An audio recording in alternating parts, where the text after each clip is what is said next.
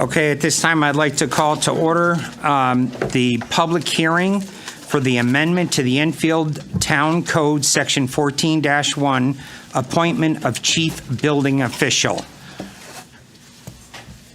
Chris, would you like to just give a little synopsis of? Yes, basically, this was a change that was started previously. We discussed it on the last council meeting, and this has Ray Stedward, the chief building official, reporting directly to the town manager, not to the director of public works. I think we've been doing it since we discussed it. He's in my office every day. I think it points up to the public how we view the responsibility of that and how important building on every level. No job too small, no job too large, whether it's somebody seeking to put a pool in or to get an addition or a large commercial property, that we give it our utmost attention. And this shows that, I think, to the community, that Ray Stedward reports to the manager, and that's how significant we think his job is. Right. Okay, can we get roll call, please? Councilor Sakala. Here. Councilor Crisati. Here. Councilor Finger. Here. Councilor Hendrickson. Here. Councilor Ludwig. Here. Councilor Mangini. Here. Councilor Nasuda. Here. Mayor Nelson. Here. Deputy Mayor Pisner. Here. Councilor Santinella. Here. And Councilor Ungary. Here. 11 members are present, none are absent. Thank you. The following notice of public hearing was published in the Hartford Courant on Friday, November 24th, 2023. The Enfield Town Council will hold a public hearing in the Enfield Town Hall Council Chambers, 820 Enfield Street, Enfield, Connecticut, on Monday, December 4th, 2023, at 6:45 p.m. to allow interested residents an opportunity to express their opinions regarding the amendment to the Enfield Town Code, Section 14-1, appointment of chief building official, dated November 27th of November 2023 by Sheila M. Bailey, Town Clerk. The ground rules. There are no time limits, but I ask that each person not take up too much time so that everyone will have an opportunity to speak. After each person who desires has had one chance to speak, I shall permit those individuals who desire a second chance. After those individuals who desire to speak a second time, I shall permit those individuals who desire a third, fourth, etc. time. Please refrain from personalities. Okay, at this point, is there anyone who would like to come up and speak in favor or against this amendment for the building official? Anyone? Going for the first time? Second time? And third time? Is there any councilman comments before we close the public hearing? Seeing none. Motion's made and seconded. All in favor of closing the public hearing? Okay. It's unanimous. Public hearing has been closed. Thank you. Okay, moving on to the regular meeting of December 4th, 2023. At this point, can we stand for the prayer by Councilman Crisati? Good evening. During this holiday season, may we open our hearts to those who are not so fortunate. May we have faith, hope, love, forgiveness, kindness, generosity, compassion, and joy for those individuals and families. May we continue to donate to our Enfield Food Shelf, Loaves and Fishes, and our warming center to ensure that we have food, clothing, and shelter for all. And I want to thank everybody who makes this possible, and happy holidays. Thank you. I pledge allegiance to the flag of the United States of America and to the republic for which it stands, one nation, under God, indivisible, with liberty and justice for all. Roll call, please. Councilor Crisati. Here. Councilor Finger. Here. Councilor Hendrickson. Here. Councilor Ludwig. Here. Councilor Mangini. Here. Councilor Nasuda. Here. Mayor Nelson. Here. Deputy Mayor Pisner. Here. Councilor Santinella. Here. Councilor Ungary. Here. And Councilor Sakala. Here. 11 members are present, none are absent. Okay, in the event of a fire and emergency, there are two means of exits from the council chamber. Exit out the rear doors and walk a safe distance away from the building, or exit through the side doors and go down one flight of stairs, out the doors, and walk a safe distance away from the building. Thank you. Now we have special minutes of the preceding meetings. Special meeting, November 20th, 2023. So moved. Second. Motion's made and seconded. Are there any comments, corrections, or concerns? Seeing none, all in favor, show of hands. Opposed? Abstentions? One abstention. Councilman Santinella. The regular meeting of November 20th, 2023. So moved. Second. Motion's made and seconded. All in favor, any comments, questions, or concerns? Seeing none, all in favor? Against? Abstentions? One abstention.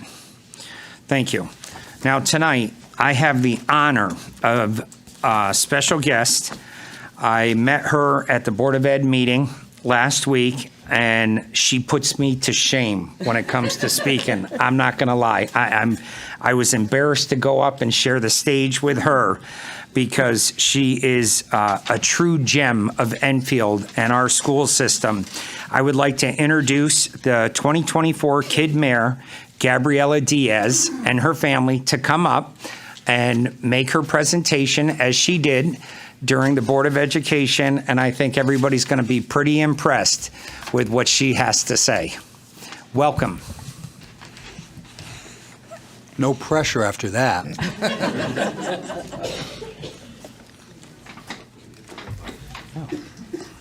Hit the red button, Madam Mayor.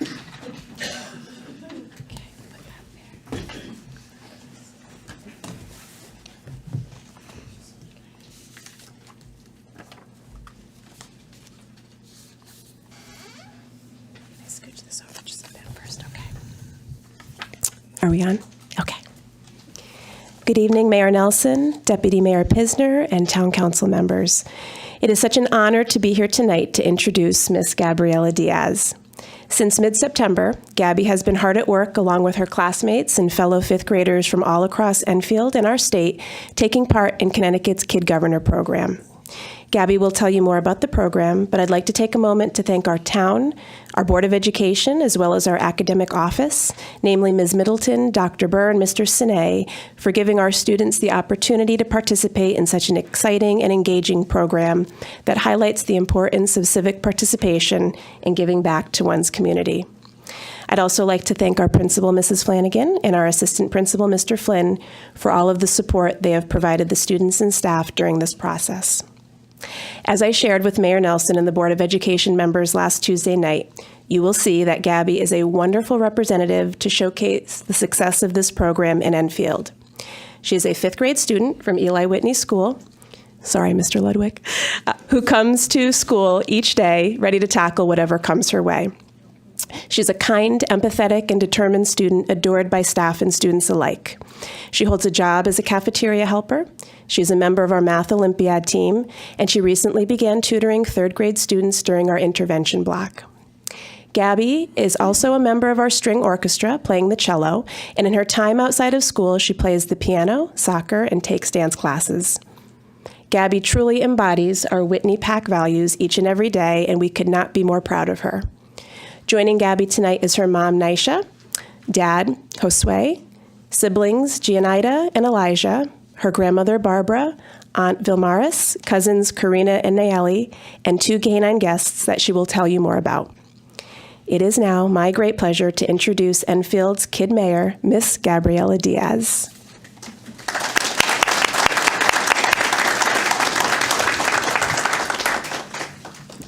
Good evening, Mayor Nelson, Deputy Mayor Pisner, Town Council members, and special guests. Thank you very much for having me. I would like to discuss with you the Kid Governor program. Fifth graders in the state of Connecticut get to learn about government, voting, elections, and giving back to the community. In our classrooms, we discussed community issues, which are problems that we see in our town or state. My classmates and I each picked a topic that we thought needed to be changed. We researched the topic and came up with a 3-point plan. Later on, we wrote a speech that demonstrated our leadership qualities. We read our speeches to the class, then to the school, and finally, the town. I was lucky enough to be voted as the winner of our town. Now, if you will direct your attention toward the TV in front of you, I would like to share my speech which talks about my community issue of increasing awareness of mental health in our schools and improving the well-being of our students. Hello, my fellow fifth graders. My name is Gabriela Diaz, and I hope to be your next kid governor. My platform focuses on improving our school community by offering expanded mental health supports. A lot of students struggle with anxiety and depression and don't know how to cope with it, and oftentimes are afraid to tell anyone that they are struggling.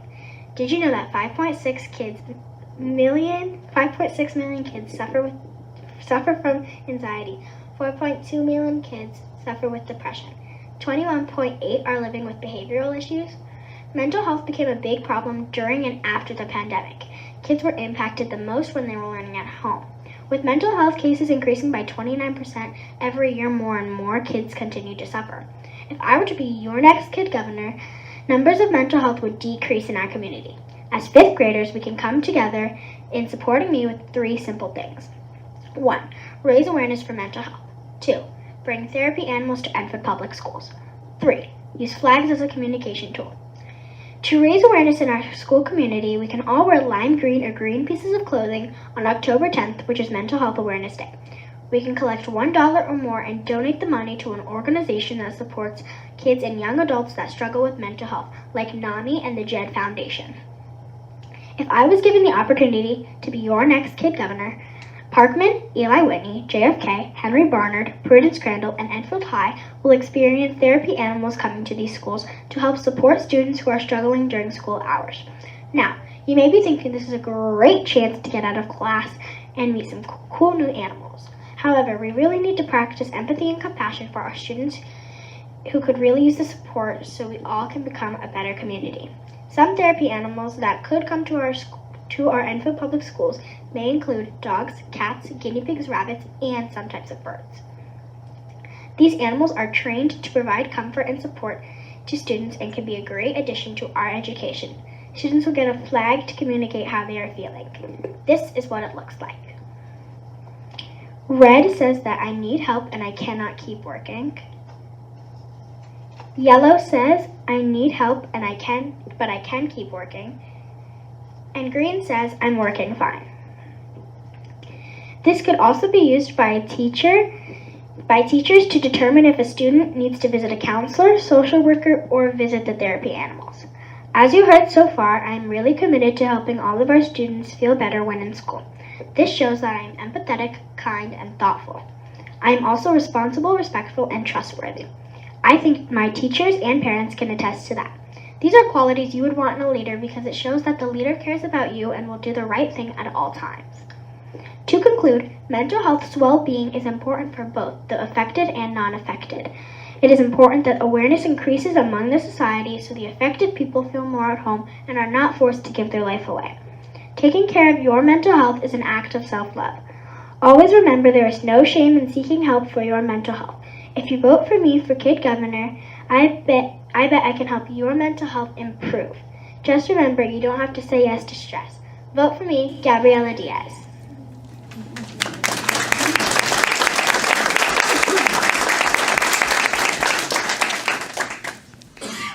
Thank you for having me here tonight. It was a pleasure speaking with you all. I am proud to represent Enfield as the next kid mayor. I hope that during the year of my service, I can try to raise money and awareness for improving mental health among students in our district. As you saw in my video, therapy animals can play an important role in helping students. Tonight I have brought along 2 Fidelco dogs, Scout and Gemini, that have been trained by my cousins, Karina and Nayeli. If I were given permission from the school district, I would love to bring them to schools I mentioned in the video to show how therapy animals can be helpful. At this time, I would be delighted to answer any questions you have. Deputy Mayor Pisner. Congratulations. I think that's amazing. And I have seen therapy animals at work in nursing homes and in assisted care. So I agree 100% that therapy animals in the classroom could only benefit our students. I thank you for bringing this subject up, and again, congratulations. Thank you. Councilman Mangini. Gabby, I can't praise you enough. You're phenomenal. You've worked very hard, and I know firsthand because I was in your classroom, but you did a tremendous job, and what you're trying to bring forward is admirable, and hopefully at some point in time we can accomplish your goals. But you please keep at it, your hard work, dedication, and you are a great person, student, and I know the kids love you too. Thank you. Thank you. Councilman Crisati. Well, congratulations, Gabby. It's quite an accomplishment. Thank you. You're heading up all the grade 5 students in the town of Enfield, and your platform hitting every single school here in the district says quite a bit about you, and your love for animals and your love for therapy animals. I think it's a fantastic idea. You hit on a topic that is probably paramount, one of the most paramount topics that we have here in town, that we're dealing with mental health issues, and that deals with not only students but adults here in the community. So you're a triple crowner right here. So congratulations to you. Your therapy animals, and I know firsthand that therapy animals do work for individuals. So great topic, great platform. Congratulations to you and to your family, more importantly. Mom and dad and all relatives that are so supportive of you. Doesn't get any better than that. And then everybody in your school.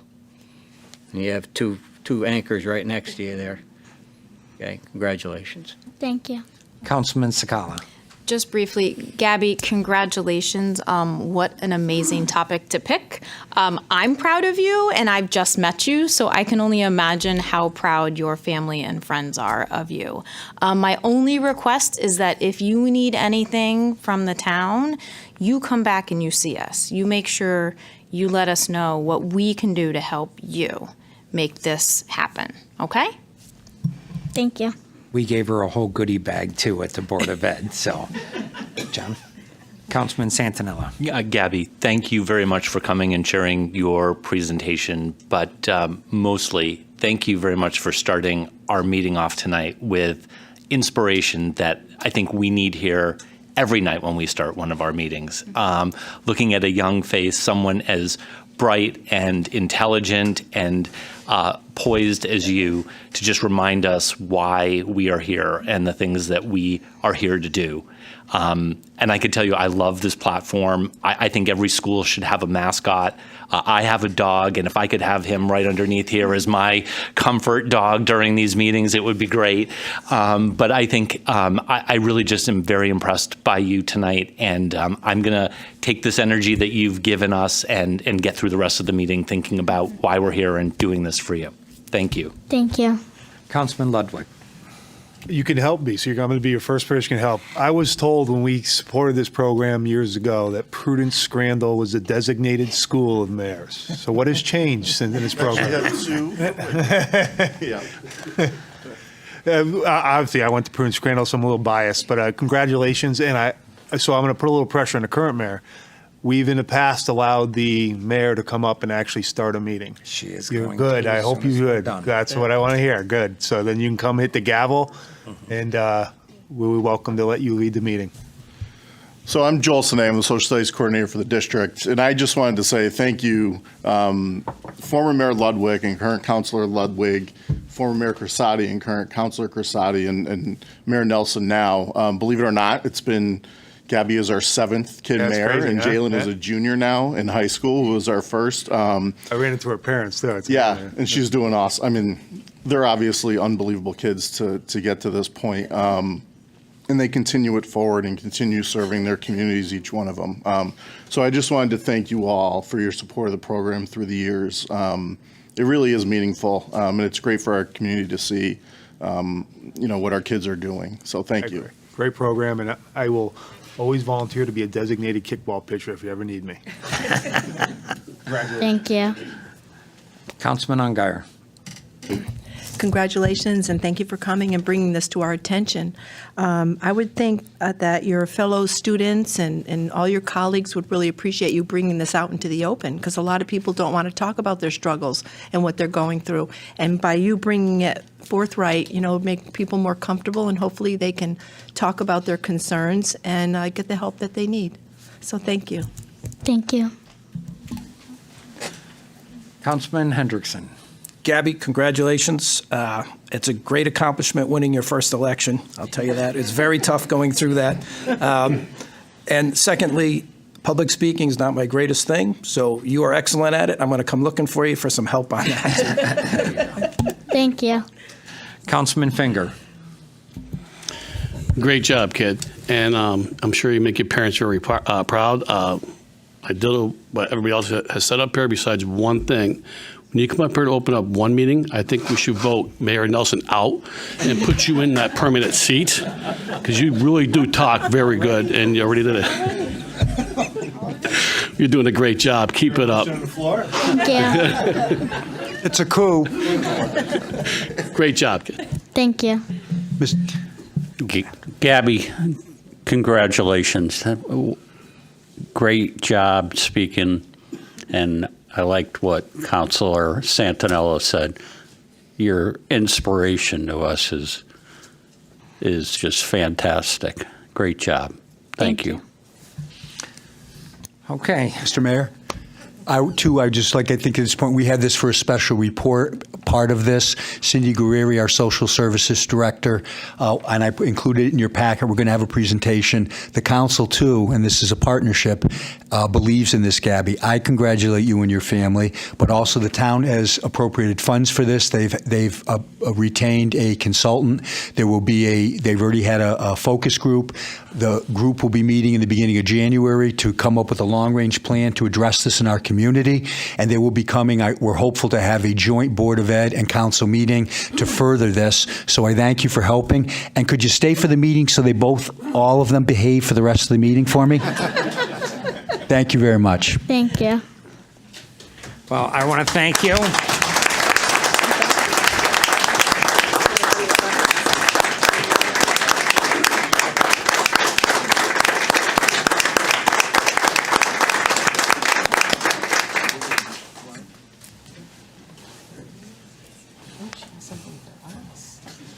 Oh, that's what you're wearing.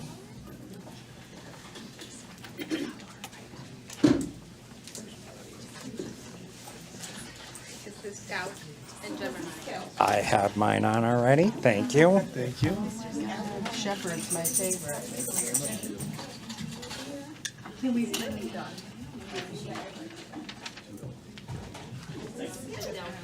Well, I want to say thank you for doing it, because He's a career change. But to train the dog and know you're not going to keep them, that to me takes an even more special person, because Shepherds are my favorite. I had two. Gabby? I could never have trained them and given them away. So thank you for doing what you do. Honestly, because that takes a special person. Yes, she is.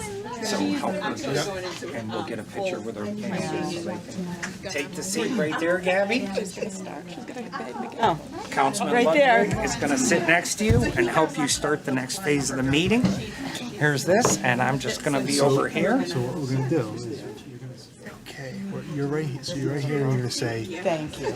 Next, Public Works Director Donald News, and hit the gavel. Okay, you got it? So just say next public Yeah. works. The next special guest is Public Works Director Donald News, and then gavel. Okay. Wait till everybody sits down.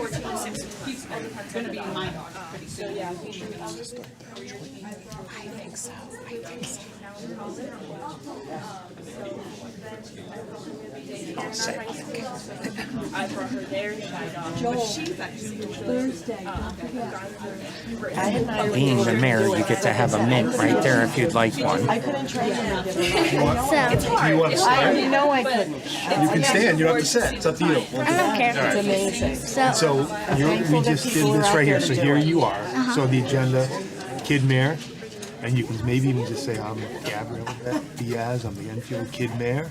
Next on the agenda, Public Works Director Donald Nunes, please come forward. And then Bang that down. nail it, all right? I like you sitting next to me better than him. Let's trade. So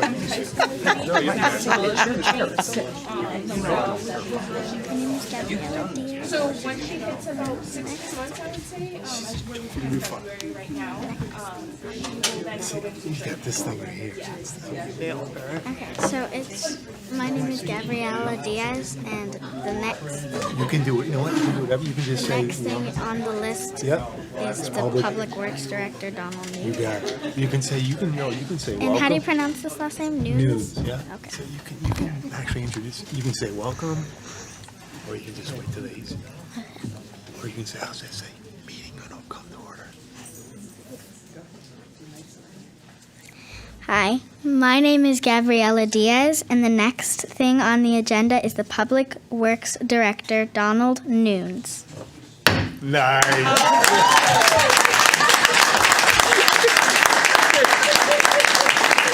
you get to ask him whatever question you want.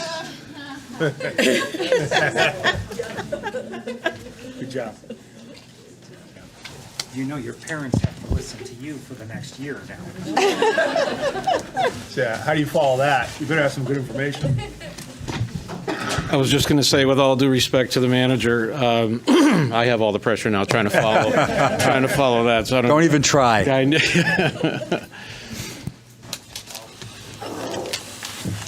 When you're ready, Donald. When you're ready, Mr. Mayor and members of the council.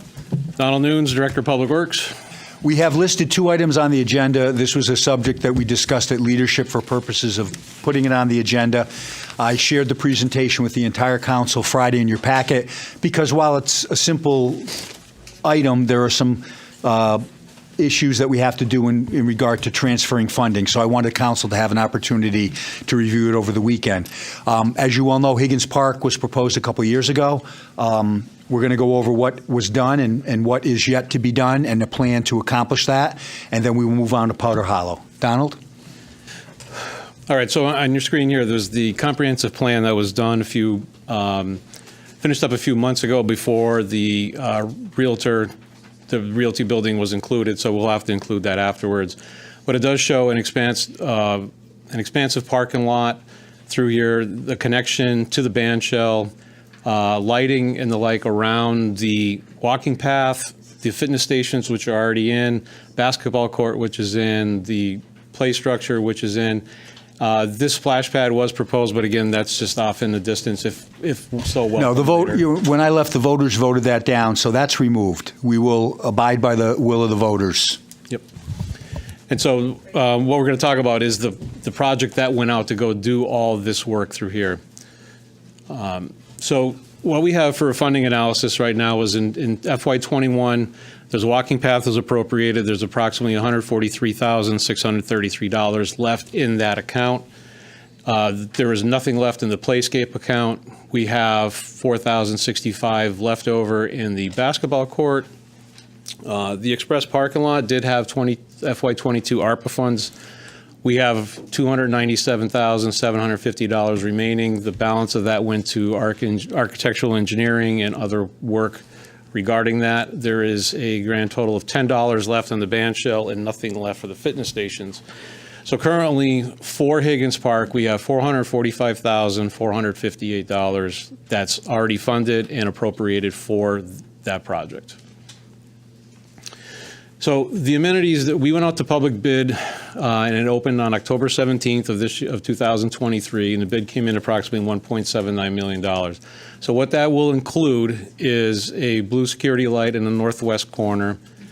We're going to have conduits that go around and provide lighting for the 13 new decorative lights that will be installed if the entire project goes through. We also have a 2-inch conduit that goes in for fiber optic that connects to the fire station for a variety of things.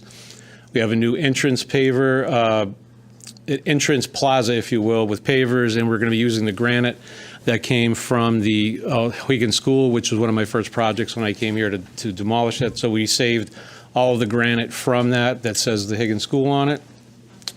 We have approximately 65 new parking stalls, new drainage everywhere. There's going to be 12 new islands where we can have plants, flowers, bushes, and the like. There's going to be concrete curbing throughout. Will be a connection from Town Hall to the Express and ultimately to 810 Enfield Street. And also the biggest connection is going to be from Town Hall to the walking path and also to the band shell. Additional projects which have already been, one project has already been funded is a bathroom off the back of the 810 Enfield Street, and also at some point we're going to have to be entertaining ADA upgrades to the facility to 810. Because of the price of how the bids came in, we asked the contractor to value engineer what he could to try to make this project more palatable. The contractor came back, and everything on the east side of this basically walkway, the green area, would be completed. This section, as you can see me moving my mouse through here, would be included. Everything in this orange tint will not be included, which means the power to the band shell is not included. The walkway lighting conduit is not included. The entry plaza is not included. But we will be able to get, if the direction is to value engineering, we will be able to complete this section to the east of this main walkway through here.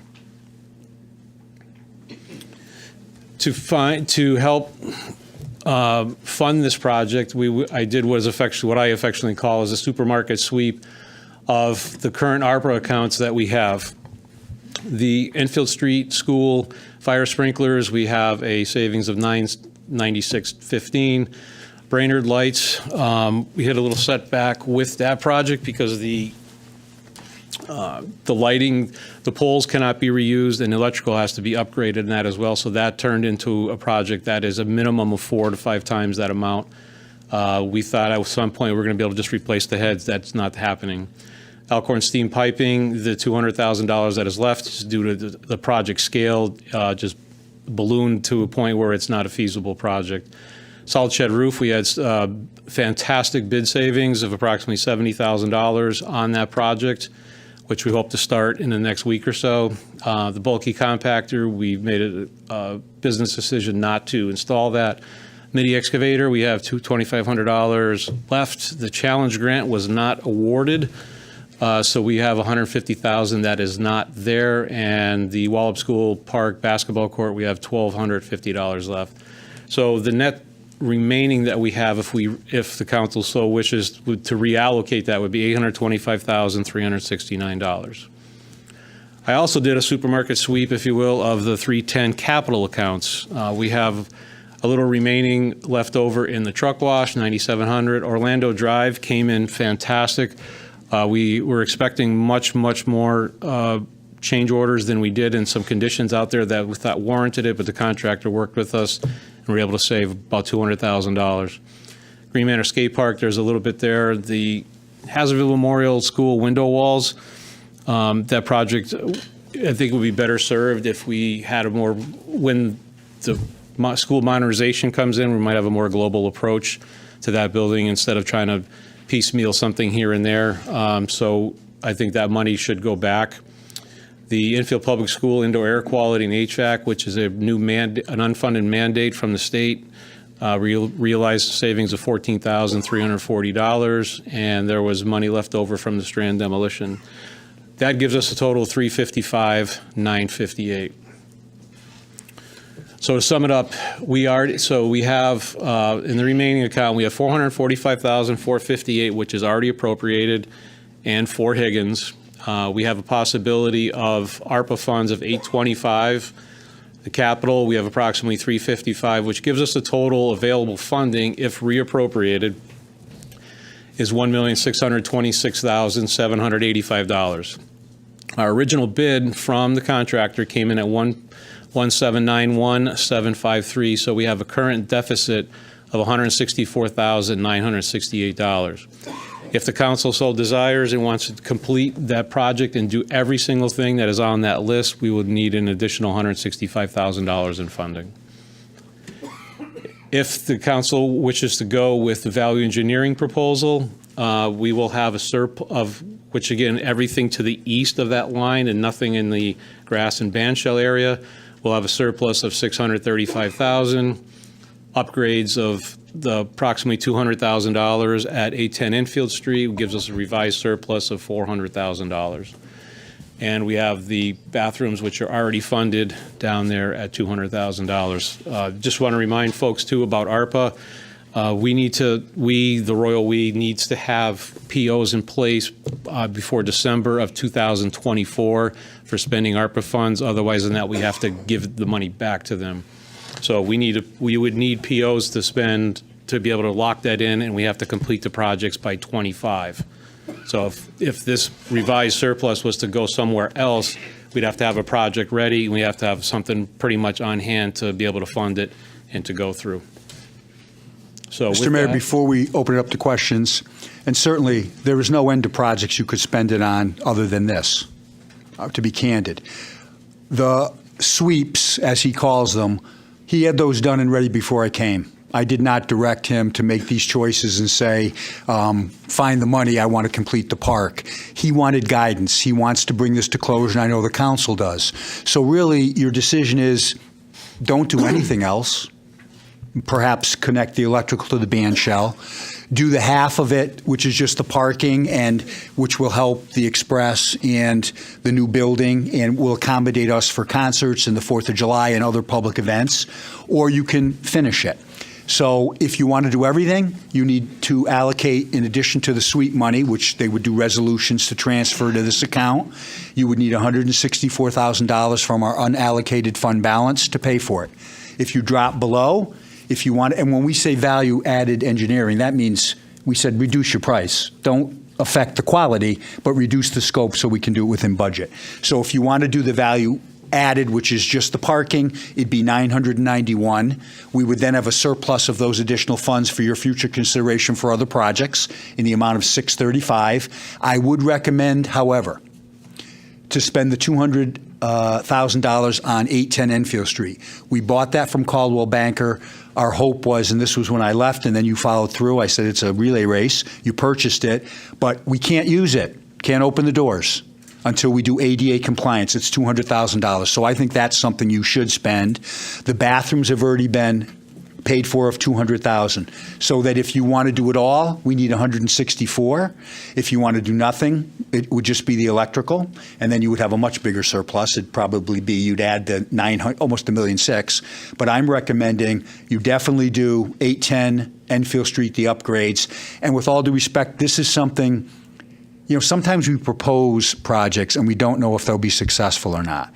You need only go out to the back to see the number of our residents that are using the basketball courts, the playscape. I leave at night. There's headlights on from cars so they can have kids playing and play basketball. This would include lighting. We've put in the fitness stations. I see people walking every day.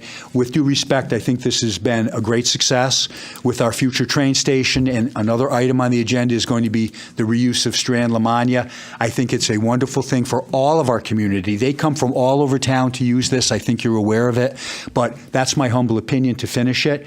But of course, it is yours to decide. That's why I wanted to make sure you had this information for a couple of days so you could percolate. Donald's available for any questions. We don't need a decision tonight. It would be helpful because then at the next meeting we could, whatever your preference is, we will have the resolutions ready to conclude the project in whatever scope you decide tonight. Thank you. Questions? Councilman Ludwig. Thank you for this. So I'm going to throw a little bit of a wrench in this. What would be the cost of the west? So meaning doing the lighting, doing the Wi-Fi, and the walking path, so in the the blue light, what would be that cost? And again, I'm saying, look, I understand the need for parking, and I get it, but the original, again, this was one of the visions was, again, we have the walking path now, we have the playscape, we have the basketball court being used all the time, which is great. That's where I'd like to see if we're going to spend any money, it would be there. I understand the need for the parking lot. But, again, the building came after the fact, of what we started. As much as I want to finish the project, I'm sorry, with the way the economy is, I cannot justify spending $1.6 million. Just not speaking for myself. That's it. I'm not putting you on the spot. That's okay. But I think I do want to again, I agree. Folks are using the park. The kids are using the playscape. We have the band shell. We invested in it. So why don't, in my opinion, if we're going to spend any money, we should be doing it to have the lighting. So in the summer when the folks are here enjoying the band and then they're walking, and then the Wi-Fi, which one of the reasons why we wanted to do it back when, again, part of this was there's a little bit of a, how do I say, I don't want to say shortage, but, like a bald area. I'm sorry. I'm sorry, terrible Follically word. challenged. Yes, but you know what I mean. And, but dead zone where folks, you don't have Wi-Fi as well, in that section of Thompsonville. And that was one of the reasons we wanted to do it, to also help the community. So I know you don't have the answer because, again, we maybe do, but if I would be more willing to spend the money on that and come back to the parking, and I get it, I know all the events that go on and the need for parking. However, I can't justify spending that kind of money, knowing we have to do work at other, you mentioned Brainerd Park and the lights. You know how I feel about Brainerd Park. I mean, I want to fix the lights there, so. No, I understand. So by math, it's going to be between 800 to probably just over 800,000 to maybe up to $1 million. Now, the contractor that does this does construction for a living. So the west side, the parking, the pathway side is primarily electrical work. Right. So they have really nothing to do with it. So that's why they're, again. So would we go out to So we would have to we would have to go out to bid. Right, yeah. Correct, 100%. And so if it's just electrical work, I'm certainly not an electrician, but how much roughly throwing it out there if we did it? This contractor had about 800,000 He had for that. 800,000 alone electrical work? Okay. For on that side, and plus that means providing the lights and the conduits and the like. So, but again, it's such a departure from what was currently bid. We would have to separate that out and rebid that. Yeah. No, I appreciate the detail. Thank you. This is very helpful. And again, I'm not trying to stop a project, but. Again, I'm trying to offer choices, like the manager said, or offer choices, and it's up to you folks how you want to proceed. Thank you. Councilman Mangini. Thank you. I would like to see the project completed. I'm not into the cafeteria style, pick what you like and leave the rest. I think we've come this far. We really need to go forward and get the job done. But again, thank you for the detail in the work and all your dedication that you put forward. I know you've been diligent with this project. Thank you. Thank you. Councilman Santinella. Mr. Mayor, just a question for you. So tonight we're having discussion. This will come back on the next agenda for us to move one way or the other. Is that the? What we're requesting, that's why we wanted to give you the opportunity, with all due respect, because I think I have the answer. Fine. We wanted to get a consensus tonight because, as I say, the devil's in the detail, which is doing the transfers. So if you could it's up to you. You can say we'll mull it over and we'll give you a consensus next meeting. If there's a consensus this evening, you could let me know. Then we would at least endeavor to prepare those resolutions for your review in the packet and the next meeting. So if you're inclined to do most of it, you don't have to give us a vote tonight, obviously, but you can sort of give us a consensus that why don't you prepare the resolutions and then we'll give you a decision in December. But that way you can make the decision at the next meeting if you're so inclined. Through the mayor to the town manager, just it's a couple questions for you then. Sure. So we would have this sweep of ARPA funds leaves us with roughly $1.79 million, right, of ARPA funds that. Is that correct? Those are all ARPA?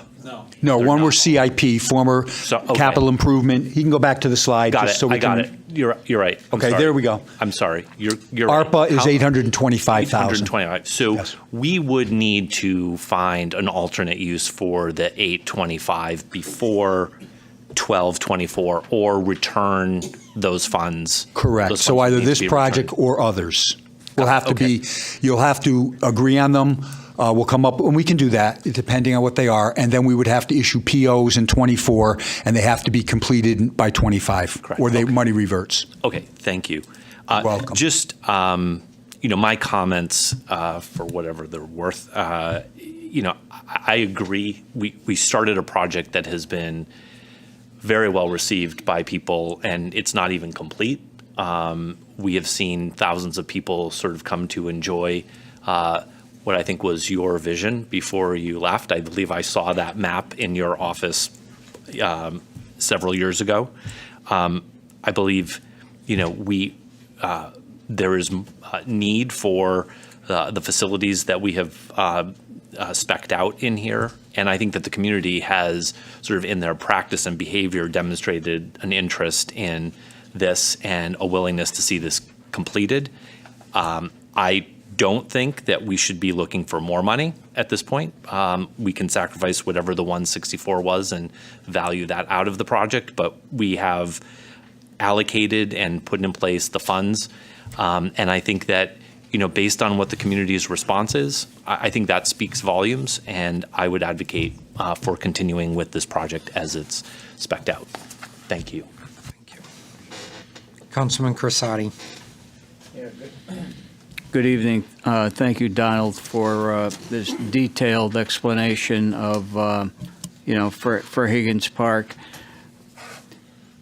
Once again, I am a firm believer of finishing off projects, not to leave things that are out. Money has been allocated through our funding, through our ARPA funds.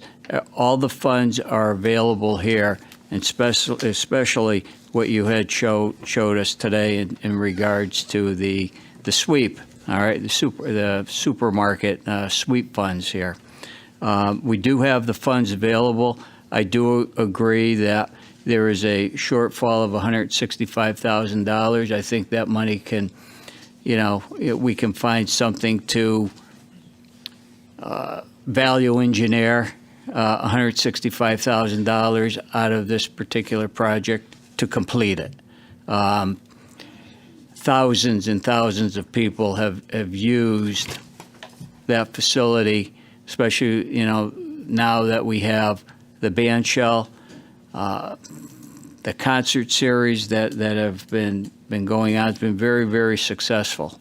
And I think it would really top off this complex of our town facilities here. And so I'm a firm believer of completing the project and moving forward with this. Thank you. Yep. Councilman Finger. Donald, good evening. The lights for that west side, does that cover the swing sets and all that stuff too, the playground?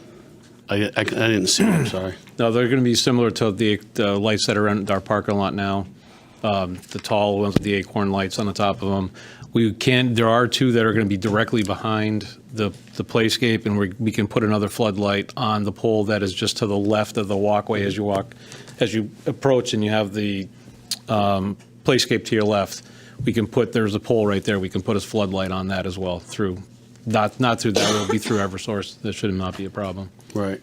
I really agree with Councilor Ludwig. I think we need to finish that area off because that bandit shell was brought in some good people and stuff, and I'm not worried about a parking lot right now of taxpayers' money or ARPA money. I think what we need to do is finish that section, that west section. That is important, I think, to help complete that. And use the other monies that we have left over for other projects like Brainerd Park or anywhere else that we have that projects going on. Yep. Thank you. Yep. Councilman Hendrickson. I'm going to speak up on finishing projects because in here you're taking Brainerd lights out for $132,000 because there's a problem with the lights. So we took the women's softball field from Higgins, put it over there.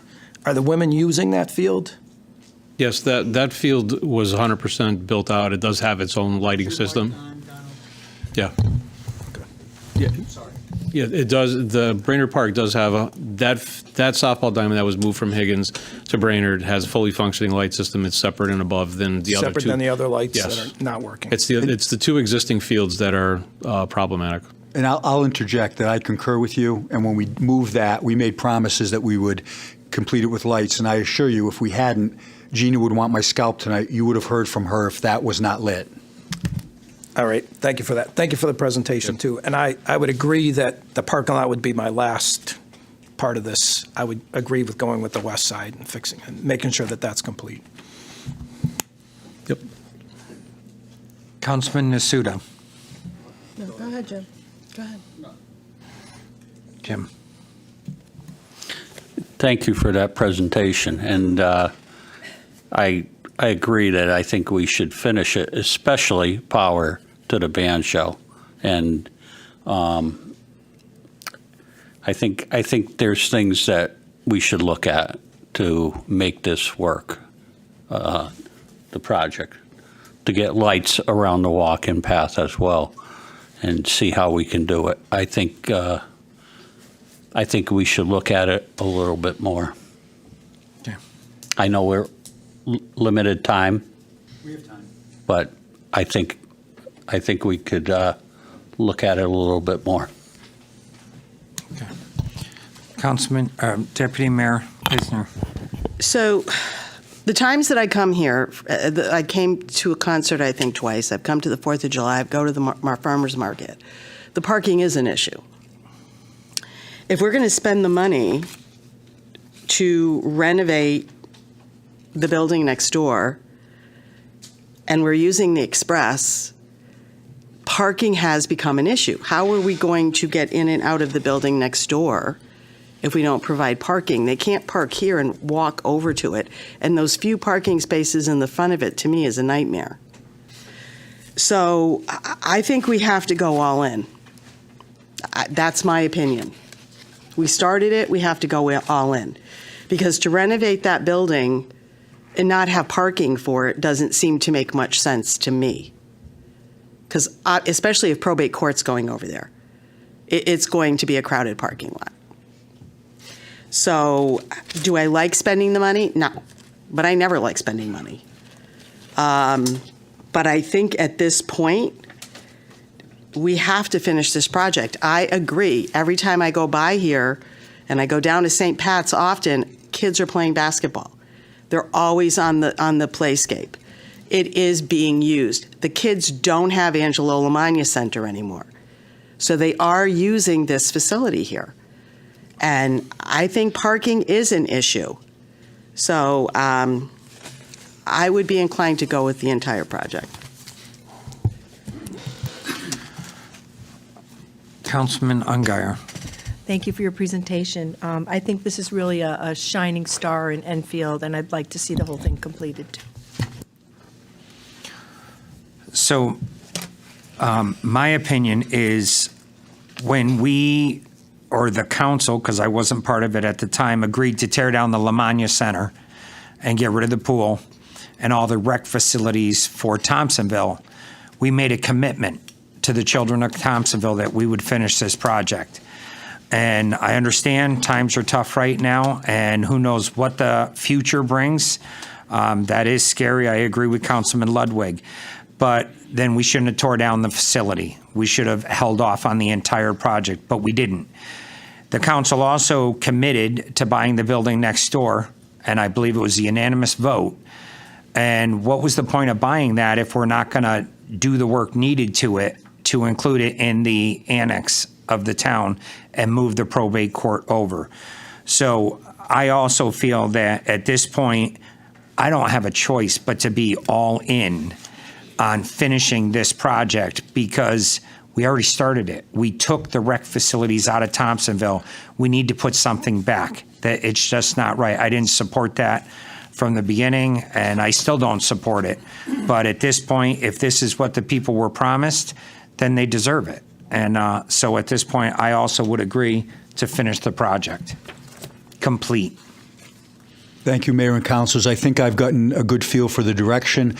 I will prepare all the resolutions for the next meeting for completing it, but I understand without the 164 will value add. And then I will also prepare, in respect of the feelings of the other councilors, the fiscal responsibility of doing the one side without parking. I will conclude by saying you are correct, Mr. Santinelli. I've been a passionate advocate of this park, but councils going way back had the idea. We then got architects, and then all the councils since then have supported it, and I appreciate that. So it does, as I've said, it takes us all together. No one's more cognizant of the demand on taxpayer dollars as I start to prepare our budget. So I am very aware of the effect on our residents. I have a couple of good things to report. You know that economic development is a priority of mine, so we can expand the grand list and do all of these things for our residents. But I concur, promises were made. I like like to keep our promises. I know the council does.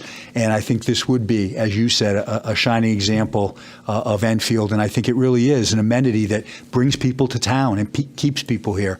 And Mayor, it isn't just Thompsonville. I see the cars come in off Enfield Street, and I know they come from all over to utilize this park. So I think it has been a success story. So again, I would advocate completing it, understanding we'll reduce the 164, and we'll still give the option on the table for those who asked for it to exclude the parking and only do on the west side. And you can consider it. We'll have it all ready for the next meeting at December 18th. Okay, thank you. Thank you. Thank you, Donald. Nope. Moving on, Donald. Powder Hollow. All righty. Okay, now we're going to go to Powder Hollow and talk about the original appropriation was for $689,000, and that included an electrical upgrade to support the stadium lighting, which we already own, and I ordered those ahead of time because of the 2-year lead time that was currently, well, at the time it was 2-year lead time. They're sitting in Ohio right now waiting for us to be delivered to a project. So again, it would include the electrical upgrade, which is in the building when you first pull in on the right side, and stadium lighting, relocate the home run fence. The left field home run fence is about 25 feet shorter than what it should be for high school, and adjust the warning track accordingly. That's for the original appropriation. There was a supplemental appropriation of $541,000 for dugouts, batting cages, additional fencing, a press box, and concession stand, which is all in the blue. There was an additional ARPA appropriation of $270,000 for irrigation, redoing the irrigation, regrading of the field, and sodding to make the field more playable quicker instead of going the seed route. So the total appropriations that we have right now is $1.5 million. The current funding analysis shows that in '22, again, the $689,000 was appropriated. We have $277,907 remaining, and the majority of that work was for architectural engineering and for the lights. The lights were in the $300,000+ range. That is the biggest expense out of that line item.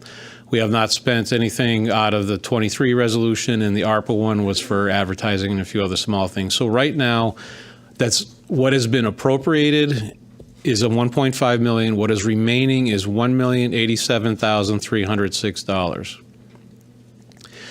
Now the renovation is going to include all new irrigation, controller and backflows, fencing, all sod in the infield and outfield, foul poles, bullpens with outlets, dugouts, scoreboard, installation of the stadium lights, again, which we already own. This is installation and wiring, and a paved perimeter walkway coming from the parking lot over to the side of the building. This will be a state-of-the-art facility. It's not going to be Fenway Park, but it's going to be a state-of-the-art facility for baseball. Now, we also included 3 wish list or alternate items. One is a concession stand, which is located in the right field line for $425,000. That also includes the force main, which would have to come from this building here, come down and go all the way down through the parking lot and come down Dust House Road for a while. We had another addition of paving the parking lot for $255,000. Right now we know that's all on gravel. And the third alternate would be to have elevated bleachers with a ramp. Now that differs from the regular bleachers, which sit right on the concrete. The elevated bleachers will be about 4 feet above the ground, and that's where the first row would start. And then it would go up from there. So those. I'll interject now. This kind of would make it Fenway Park. And I would like to be clear, when he says wish list, I'm not disparaging. This is not a public works wish list or my wish list. Again, these are proposals that have been sincerely made over time to enhance the park. We did not want to exclude them because it's your decision as to whether or not you want to add any of these. So what I like to do, as you well know, is conclude. I left 2 years ago. I thought the first tranche of money had been spent, but for various reasons and in COVID and whatnot, it wasn't. And then there were 2 other appropriations. This is a wish list for those who say, hey, we could do these other things and really make this, I guess, a destination point. So it's not my decision. It's not Donald's. It's yours. We can do the park, as we've said, with value added for the money that's been appropriated. And I want to do that so we have it up and running as soon as possible. Again, we got to go out to bid, and there's a lead time. But these 3 were considerations that have come forward from counselors and perhaps others. We wanted to put them up there so you would consider them. Everybody should be heard. Continue, Donald, please. So to wrap up the funding, so we, again, 689, we have 277 here, 541, and 268. We have a total that's already appropriated and remaining of $1,087,306. The contractor came back with some value engineering and came back with a proposal of $1,057,000. So if we do that project, we will have a surplus of $30,306 left. And I want to stress, I will stress this as compared and contrasted to Higgins, we will conclude it with money from the sweeps of ARPA and CIP. That is not the case here. The money that you appropriated in the 3 different, and we laid them out, that money is available. We do the project as you've previously approved and appropriated. The money's there, and not only that, we have $30,000 extra in case we come up with a few, different eventualities. But that's the good news. We can do this within budget for what has been appropriated and approved by the council. So your decision this evening really isn't about that. It's about the wish list. So with that, Donald? And that's all the questions, that's all I have. Okay. Councilman Finger. I'm dead set against this. We don't need Fenway Park here in Enfield. Taxpayers don't need to spend that kind of money. That $541,000 back in 2017 when I was sitting on the other side, I even voted against that because that's money that came from the school system. That came from Eli Whitney, and it came from Henry Barnard park lot and roofs. I wanted that money to be put back into the school system. That's where it should have gone. That's why I'm totally against this. My vote's going to be no, because there's other things that you could be doing. You don't need to have Fenway Park down the Powder Hollow. What you need to do is fix some other parks that we have in town that people are complaining about. Maybe over in District 3, we can get some other parks, things done over there. The splash pad that was supposed to be promised was never done. Things like that. This to me, again, nothing new, you know that, or Chris, this to me is wrong. It's wrong. It's a waste of taxpayers' money, ARPA money. I think we should have just kept the field as it was, and or put it back into the high school fields where our kids, high school kids should be playing at their own high school and fix the drainage over there. That's going to be coming up too for taxpayers' money. Totally against this. Mr. Mayor, and again, I will add, I was unaware that there was, I haven't received any feedback from council since I gave, and as you know, I wasn't here. I guess I should never assume anything, that these 3 were favored. Certainly, again, Mr. Finger, like the last one, if the council by majority doesn't want to do any of them, or you can vote publicly to rescind it. And again, I'll try to read the tea leaves of the council for the next meeting and have resolutions to address your concerns. The initial one in 22, the second in 23 and 23. Again, I would state if it were a consensus of the council not to proceed on any one of those, I'll have, if I believe that's what your intent is as a consensus, we'll have those options and resolutions at the next meeting. I was just stressing that what you approved and appropriated for, we can do within that budget with a surplus. So I was unaware that there was opposition, but certainly I respect it and will abide by your wishes. Councilman Hendrickson. Oh, sorry.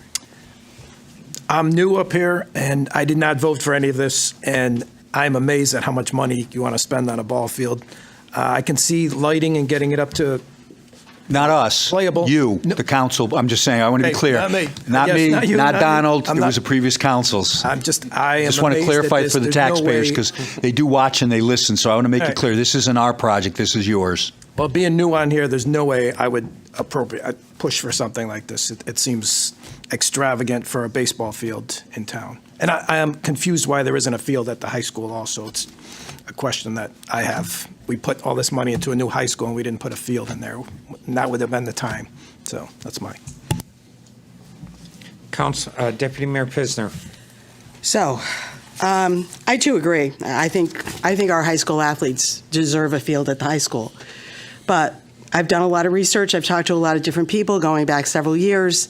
And it looks like that price is just way out of our ballpark. So we only are left with Powder Hollow. And our student athletes need a park or a baseball field to play baseball at. But I also agree that we don't need Fenway Park. They wouldn't get that at the high school. So people keep saying this is going to be a destination. A destination for what? I guess I don't understand that. So I'm looking this over, and I'd like a number from you, Donald, if not tonight. What more do we need to make this a playable regulation ball field for our high school athletes so that tournaments can be played there, so that there's enough of seating? I just want a ball field that's playable for our athletes. How much do we need of this for that? If you, let me go back to here. So back to my, if you just want to move the fence and the warning track and not light it, it's going to be probably $30,000 to $50,000 to do so, because we have to do some grading and some work up in this corner to make that left field home run fence get out the distance that it needs to be.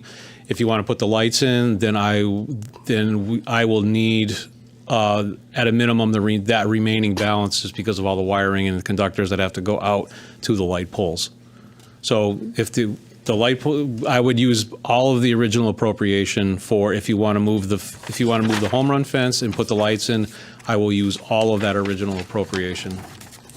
And that would make it a playable field, like they would have at the high school. If they had a high school field, that's what I'm saying. So we're sitting here tonight borrowing Peter to pay Paul, and we've got other parks that need work. Not too long ago, we had people sitting here saying we needed to upgrade Brainerd Park. Brainerd Park is used by the entire town. So I honestly can't look at these numbers and digest them the way they are. Take those lights and go put them at Brainerd Park, so those fields are usable. I can't support this the way it stands.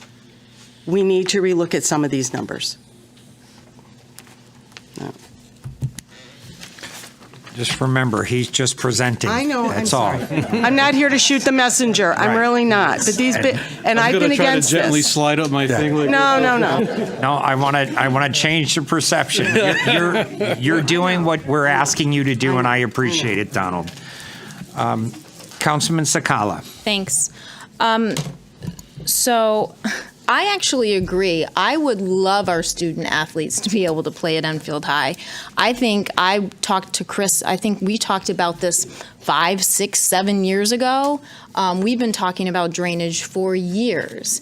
And it was, I don't know, through the mayor to the town manager, do you remember the price? I'm going to say somewhere between over $20 million to fix the drainage, but don't quote me on that price over there. It was a lot more than 1.2 or $1.4 million. I can get you some information. I was working on that options for the council with the superintendent of schools. So we did have architectural plans that address the drainage, additional fields, lighting, plus we already had appropriated, as I recall, $1.5 million to, it was time to do the field over and the track. But I can get those numbers for you, but it is something that we were looking at, and we are going to be meeting again to address it, to see what the numbers would be, and again, come forward to you to see if there's something we can do in a long-range plan collaboratively with the Board of Ed. But the drainage, my recollection, the drainage actually I don't want to say, but it was in the million or so if we were doing with the rest of the project. That's my recollection. Yeah, I don't remember. I think it was a lot more than that because of the scope of the project down with the Yeah, drainage. and we were doing a lot of other things, so I think, doing them together may have reduced the cost because they were Right. going to be doing other fields. But I'll get that information for you for the 18th. Okay, so here's my worry, is we don't have one lit 90-foot diamond for these high schoolers to play on. Not one lit field. So those lights need to go into Powder Hollow. We have an intermediate, we have 60-foot diamond that has lights on it, but we don't have one full-size 90-foot diamonds for those high schoolers to play on. I'm a little disappointed it's in District 3. It's a great project to support. That field needs to be rolled. It needs to be fixed. It needs to get reseeded. It needs to be regraded. The home run line, the home run track is really wrong, actually. I think it's more than 20-something feet on that side. The kids play there to make do. There's two fields over at Enfield High that they can play on, neither that are fenced, neither that have lights, and the one in the way back is underwater most of the time because of the drainage issues. So I would love them to be able to play at Enfield High. Great, put the lights over there, put the field up there, put the grading, put the dugouts, put everything else, but then you're gonna have to figure out what to do with the flex fields. What are you gonna do with the soccer fields? What are you gonna do with the field hockey fields? What are you gonna do with the fields that everybody else needs? Because you can't put fences up there because that's how it was created. Now, agree with it or don't, I wasn't here when they did it. Most of us weren't. We can't fix that. So what we can do is make a field for our kids to play at. Now, I want to make it very clear, my child will not benefit from this. All right? He is a senior in high school. He is not going to benefit from this project. I am a Yankee fan, so I don't care if we have Fenway here or not. I don't consider this a destination. I consider it a field for these kids and these high schoolers, and Rec League can play there because Little League has a junior league that plays on a 90-foot diamond as well, so you're helping the 300-plus per season kids that play Little League. You have Legion that plays here through Enfield that are the older kids. That field is utilized all the time. Now, if I had to negotiate, I would negotiate some of that down in order to make it a project that we do. I really don't think you can really cut anything off that first 277. And like I said, it really needs the irrigation and the reseeding and the regrading and the sod because it is divots. And to watch kids play there and trip over holes, it stinks. But I will tell you, I'm a big fan of bathrooms, so I absolutely think there should be a bathroom down there. That's going to go on my gravestone, I'm pretty sure. But I am an advocate for the entire project. This was already allocated. It's going to look really silly if we just take this project right out from underneath the kids and the families and the residents who use it. That's my 2 cents for what it's worth. Thank you, Gina. Councilman Ludwig. And again, some revisionist history, that we need to get that number. It wasn't $10 million to do Enfield High. It was about $1 million or so to do the drainage specifically. We were going to split the cost with the Board of Ed. We had a resolution. Yeah, that's why we did the track and we did redid the field. So this $10 million number that magically has come up, we needed in writing exactly what the drainage is at Enfield High. Because I think now it's just escalated, so we're spending this money over here. I have no problem finishing the project at the original 689. That was why we allocated it, was to bring it up to code to make sure the kids could play. The 541 I voted against, and it's actually, I'm sorry, but we don't need any of that down there. Yeah, I'm okay with the irrigation. I might have voted against the 6265, I don't remember, but definitely the 541. And that money should go somewhere else. We need the money actually to start worrying about, again, some of the sump pumps that we need to do. So we need money for that. And the 689, I want to make sure I agree, we agreed to that. I voted for that. I have no problem spending that money. Again, I appreciate the detail. The 541 question for you, Donald, has anything gone out to bid? Have we allocated, we had any bids, we sent any RFPs out, any of that nature? Yes, the original bid came in at 1.3, just over 1.3 But you did million. one overall bid. One overall bid Yeah. for, let me go back, please. So the $1.3 million bid is everything that's in this lighter green gray color, okay? These other things were on top, these other alternates, Right. if you will, are on top of it. So the original bid came in at $1.3 million. They value engineered back down to $1,057,000. We changed materials instead of, again, we changed some of the materials. We changed some fence heights. We changed some this and that just to try to get things to work to get within the number that we've already appropriated. And that's what we came up to. Like I said, this will be a really great park. No, It's not going to be, trust me, and it will not be Fenway. The original appropriation, and with manager said, the original additions will absolutely make this Fenway Park with all those additions, but that's not happening. Yeah. So we worked with the contractor. We had a value engineer it back down to just over $1,057,000, which represents this number, revised value engineering construction total, to get it underneath that. And again, by changing materials, working with them, doing things differently to. No, I made a to great get it. presentation. I'm not quite, you're solid. I voted against the 541, so I'm not in favor of, and honestly, some of that money too, let's be clear, came from the St. Adalbert project that was allocated by a prior council as well. So when we talk about shifting money from projects, it does happen on every council. So, so again, just saying that, again, I have no problem finishing the 277 and getting it up to speed and even doing some of the irrigation and resodding. But I'm not for the 541. I already voted against it, so I don't have to do it again. But again, we need to get the money. We need money back in to our CIP. We've had a lot of people talk about debt, a lot of things that are going on, and yet we don't have a handle on what the money we're gonna have to do to fix the sump pumps. We don't have that money there yet because the ARPA money's been spent. We have other things. We're talking about the elementary schools. There's a lot of things that folks want us to do, and dugouts, and as much as I'm sure it's beautiful, and I'm sure it is, but I'm sorry. For me, 541, we can spend it somewhere else. Thank you. I appreciate the presentation. Understood. Yeah. Mr. Mayor, I just want to clarify one thing, if you would defer to me, Mr. Santinella, is unlike the last, we're going to do resolutions to appropriate money. These have been appropriated. So I'm going to listen to the consensus. What we're going to put before you at the next meeting is revocation resolutions. In other words, I'm getting a consensus that everybody wants to keep FY22 the 277. But I'll put a resolution to revoke it if you'd like. And then I'm going to do resolutions specifically from finance to revoke the 541 and the 270, because that's what's before you. Do you want to revoke what prior council has done?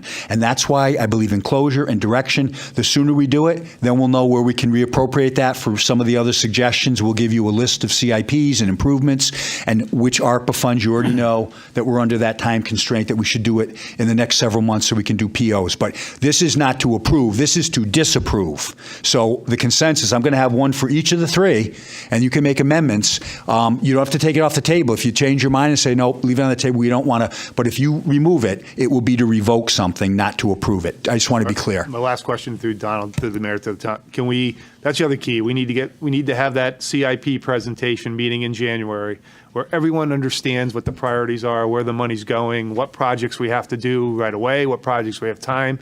There's just so much stuff that's out there, and it's confusing. And I think the taxpayers are looking at this saying, we got all this money, we're moving money around, and yet we just raised people's taxes 2.66 mils. We got to start, again, I think that's my request. You did that when you were the prior manager. It was a fantastic meeting. We got to get a handle on where we're going with all our CIP, especially if folks think we can spend millions of dollars on the elementary schools. This all has to be put out so the public understands. This is my intention, and I've proffered some dates in January. Consensus is that I hope you can agree upon January 13th. We will have a presentation, classroom style, for you 9 to 12. A little sandwich, and then from 1 to 3 we'll take a tour of new facilities, and that is my intent, to have Donald and each division head tell you where we are, what the priorities are. We did that, I think, to great effect last time, so you can start thinking about it before the budget decisions have to be made in the spring. And that is my intent. Again, please let me know if January 13th works for you, because it works for all of the staff, and I'm anxious to have that meeting with you all.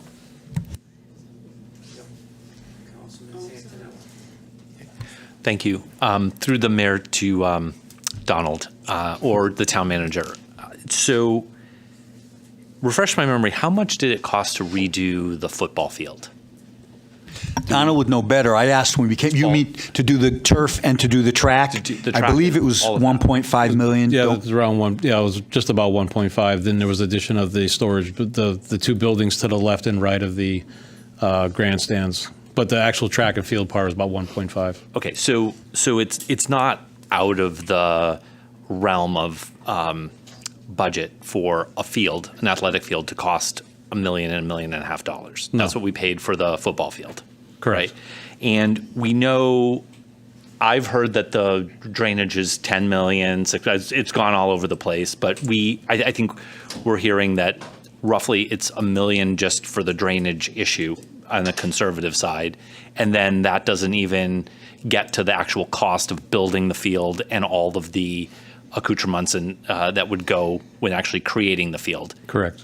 I agree. It would be great if the field could be behind the high school, right, where the kids are going to school. However, from a cost standpoint, it's going to cost us $1 million comparatively to build the field behind the high school, plus another $1 million or $10 million, whatever that number is going to be, to get that put there, versus the $1 million to start this project on next week or before the end of the year. It's the same amount of money. We're talking about geography to create the same end result. There's no difference. There's no huge cost savings to put it behind the high school. So it's the same amount of money, and it's what we've historically paid for an athletic field, regardless of whether or not it's a ball field or a football field or whatever. I think that they've all run roughly around the same amount of money. So I think we're just talking geography, and I don't see that there's dollar savings other than value engineering out of what the end result would be. So I would be an advocate of continuing, because it's going to cost us this much, if not more, with cost increases over time. And,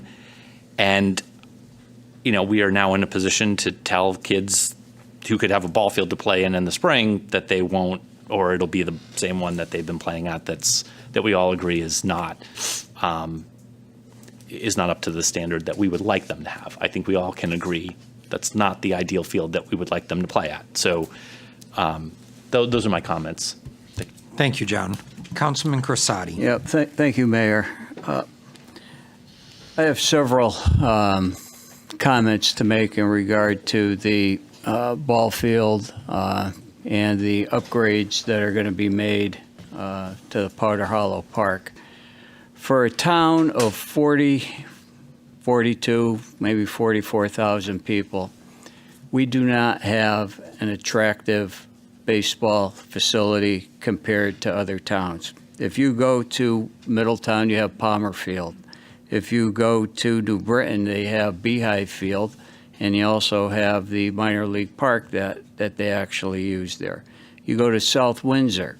You go to any surrounding town, they have a baseball facility where their players want to go and play a ball game. All right? We have 3 appropriations that were passed by a previous council.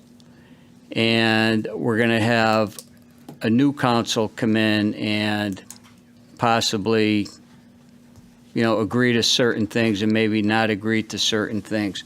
It's unfortunate that Enfield High School is very wet. The high school baseball team and the Legion baseball teams have not played the majority of their games since the 90s over at Enfield High School. All of their games have been played at Powder Hollow Field. Every single game. You might have JV games that are down there, but those games get postponed because of wet grounds. How many times have the equipment been stuck when trying to do some work down there? The players will tell you, the coaches will tell you, the Little Leagues will tell you, all the youth league teams will tell you that this is a long overdue project.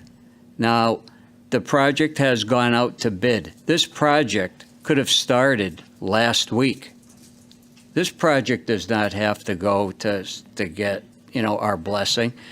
And plus, we're coming back with a surplus of $30,000 based on here. We're not even looking at the actual wish list, which includes the paved parking lot, the elevated bleachers with the ramp.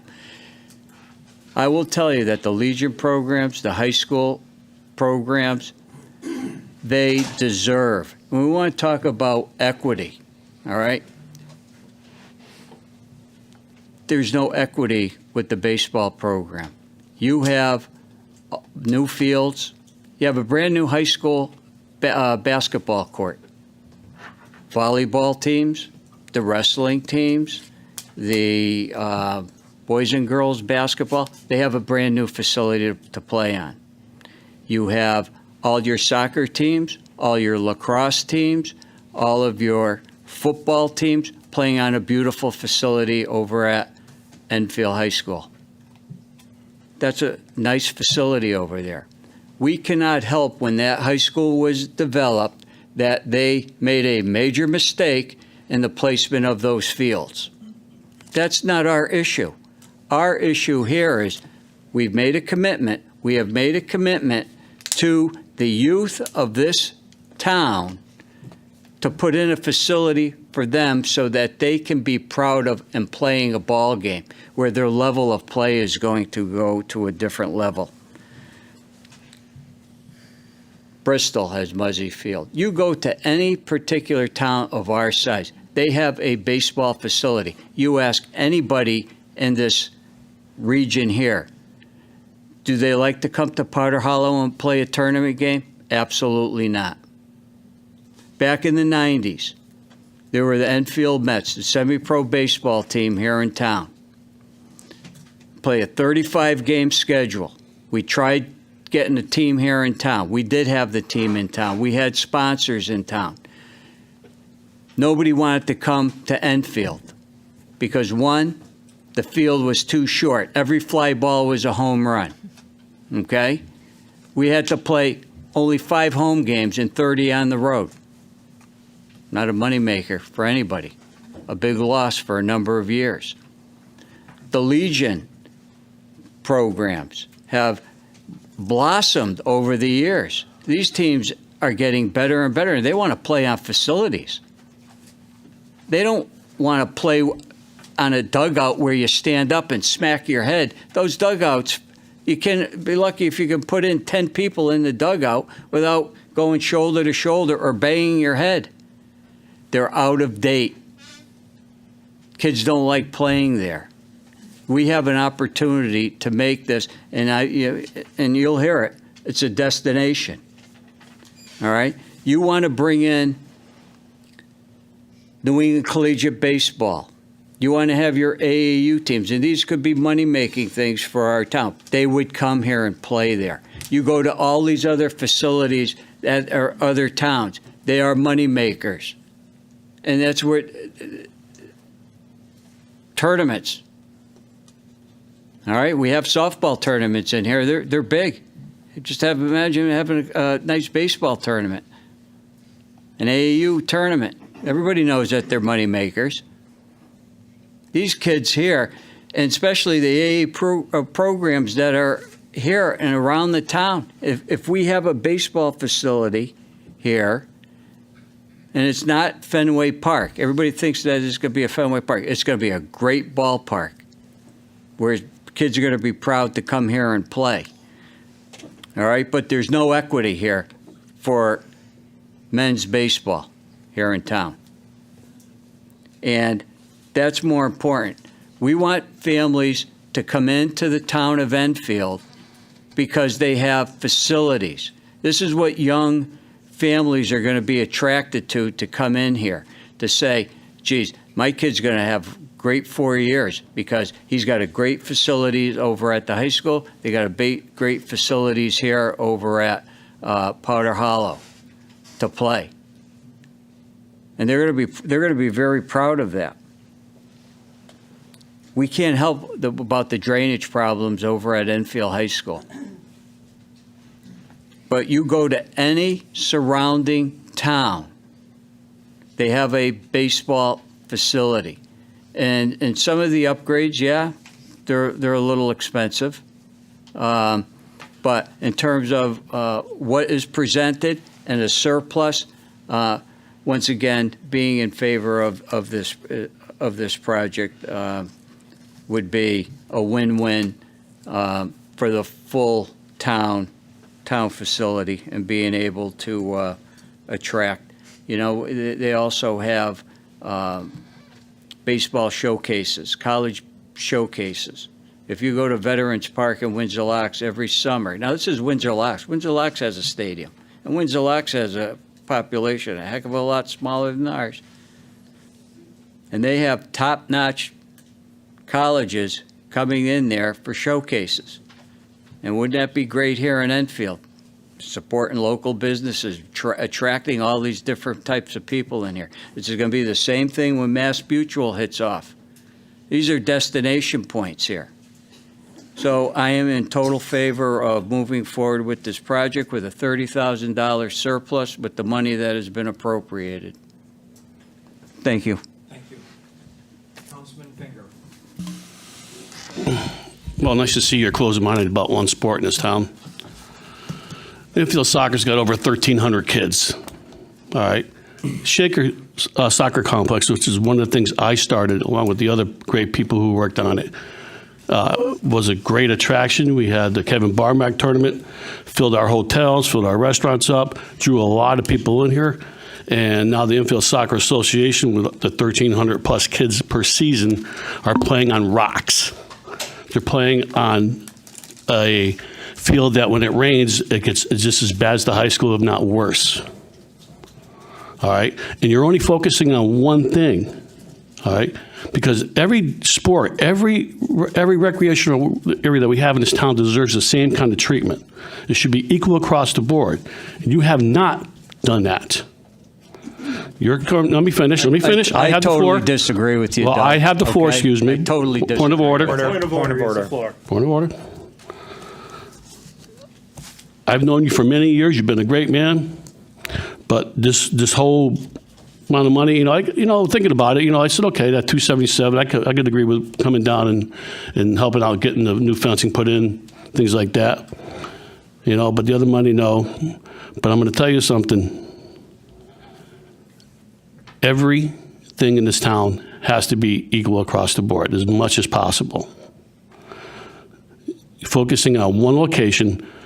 And I have a question. Is the minor field, through the mayor to Donald, is the minor field going to be staying there? I don't see it. This field here? That to me looks like the little tot field that we put in. That's going to stay. We're not doing anything with that field. That's just going to stay where it is. Then the other section. Yeah, that's not. I didn't put that in on that section there.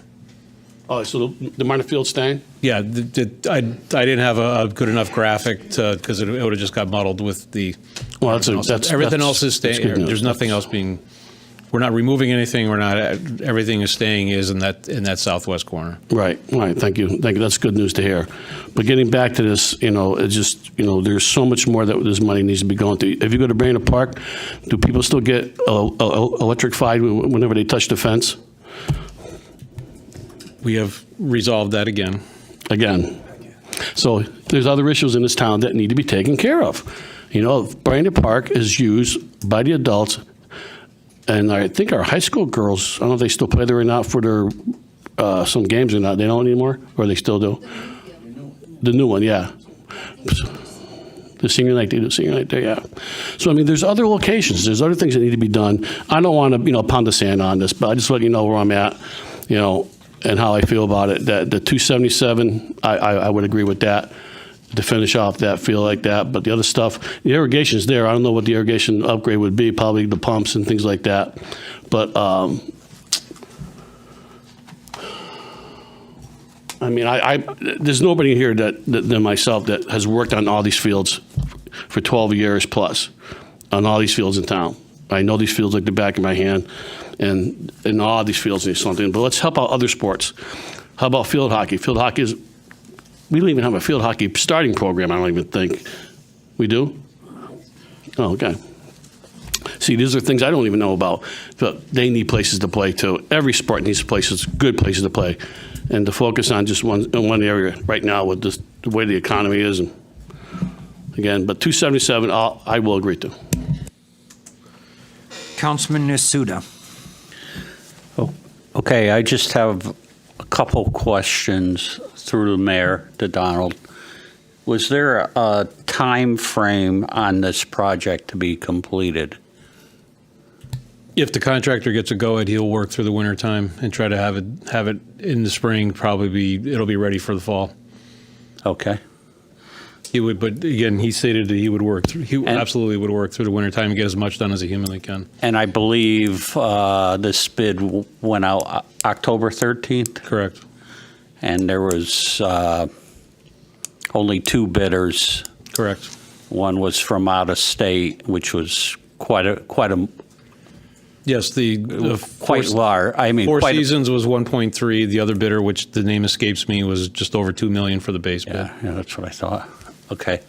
Plus the alternates that are in there. So again, they came in at 1.3. In the RFP, was there a time for Four Seasons to hold his price?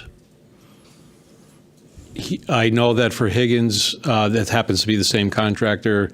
He did state that he will hold his price for Higgins Park for either the value engineering or the entirety of the project. He will hold that price into the spring. I do not remember about Powder Hollow. Okay. I'll get back to Chris and but I do not know that. I'll share that with the entire council. All right. That's all I have. Thank you. Deputy Mayor Pisner. So again, I'm okay with making it a playable field. But to Councilor Santinella's point, yes, the track and the turf field is 1.5, but you have 5 sports that use it, not just one. So you have field hockey, soccer, lacrosse, baseball, or football, track. So again, it's 1.5 for one sport. I can't, so. Councilman I'm sorry, Sakala. one quick follow-up. What was the price for the new softball field over at Brainerd? That was, I don't know the exact, I know it's between 1.2 and 1.3. Thank you. Okay, so again, I am one who believes when a commitment's made, we stick with the commitment. We know I stood by that with the decision for the tax abatement for Win Stanley, which I wasn't part of, but it was a commitment made by this town. I do not support all the upgrades throughout the project. I do support the original project because that was promised to the people, and I think we should follow through with it. And with the extra money that's there, I believe we should honor the commitment that's been made to softball for new lights at Brainerd Field that has been promised to them for over 20 years. Now, I see we're, again, stealing money from Brainerd Park, and nobody knows better than me how much work that park needs. It was beat into my head again and again and again, and yet nobody's talking about it. It gets kicked to the side again, and we're stealing the money from the lights to use at another park. What's wrong with that? So I'm okay with the original 689, do that work there.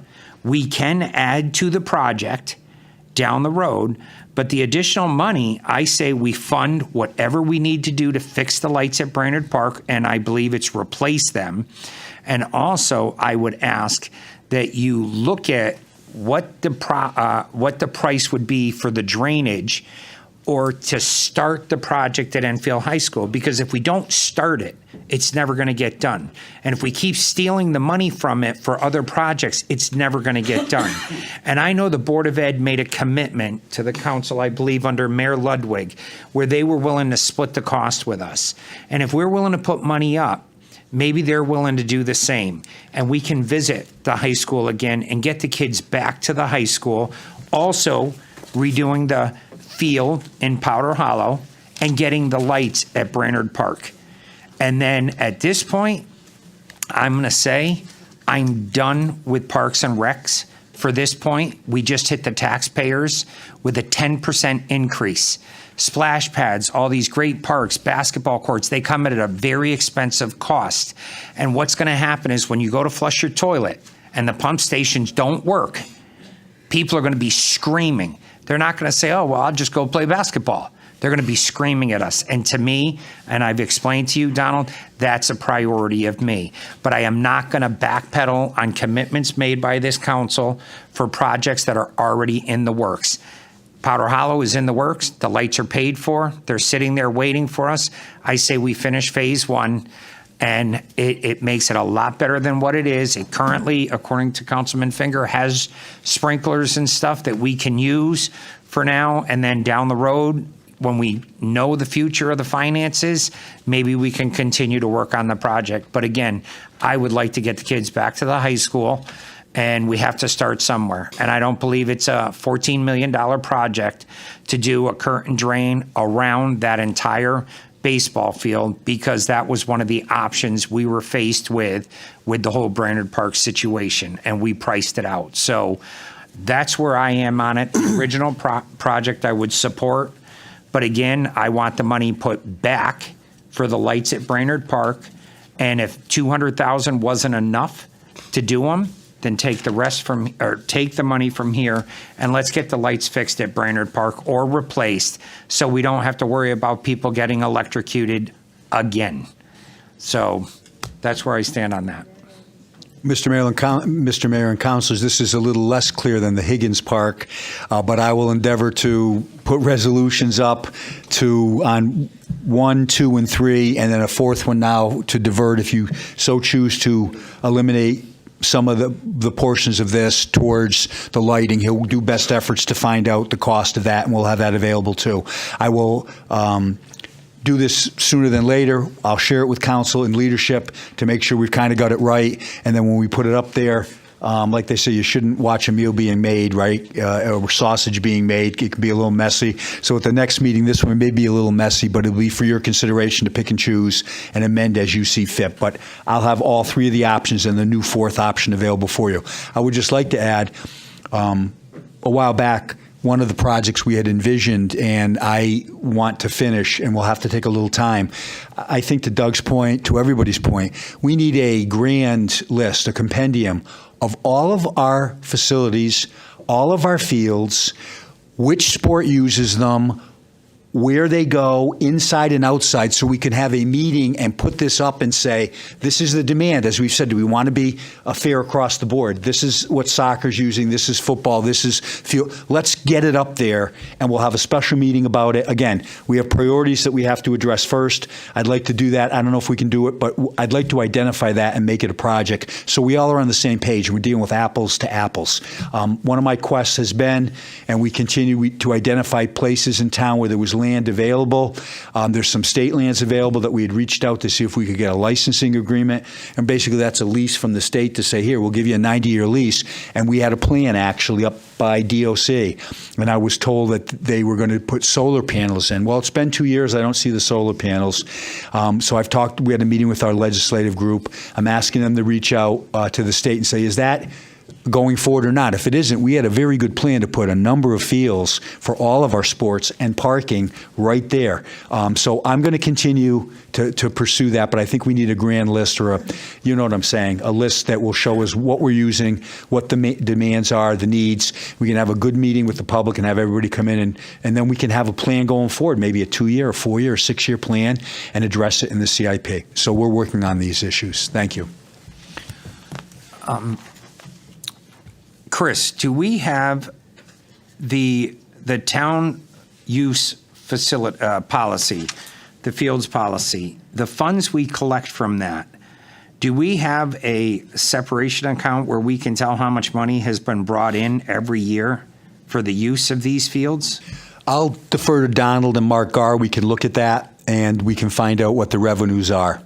I'm sure there has to be an accounting of what we've brought in and where and which facilities, so we'll look at that and try to provide it by the next meeting. Well, we're in a situation right now as a result of our own policy by waiving the fees for certain groups and not other groups and stuff like that. It's left to the taxpayers to fund all of this, people who have never been on a field. And these are consequences of our own actions. So if we could see what that number is, say the last 2 or 3 years, what was brought in, it will shed some light on how much this is really costing us or costing the taxpayers. All right. Thank you very much, Donald. I appreciate it. Thank you. Good presentation. Thank you, Donald. Thank you, Donald. Stick around. You may have to come back up. We don't know yet. Woo. Okay. All right. Thank you, everyone. Okay, moving on to public communications. Any person who wishes to address the council shall first be recognized by the chair and shall state their name and address for the record. They shall limit their remarks to 5 minutes. After each person who desires has had the chance to speak, those desiring to speak a second time will be permitted to do so and then limit their remarks to 3 minutes. During public communications, item 7 on the agenda, public members shall limit their remarks to 2 rounds, total of 8 minutes. During public communications, item 14 on the agenda, if prior to 11 p.m., each person shall limit their remarks to 3 minutes. Public communication shall be limited to 1 hour unless extended by a majority vote of the council. All remarks shall be addressed to the council as a whole and not to any individual member. All remarks addressed to the administration of the town shall be addressed to the town manager and not individual employees. Public members shall observe proper decorum and good conduct and shall refrain from personalities and improper language. Thank you. Okay, we'll start. Mr. Zanoni.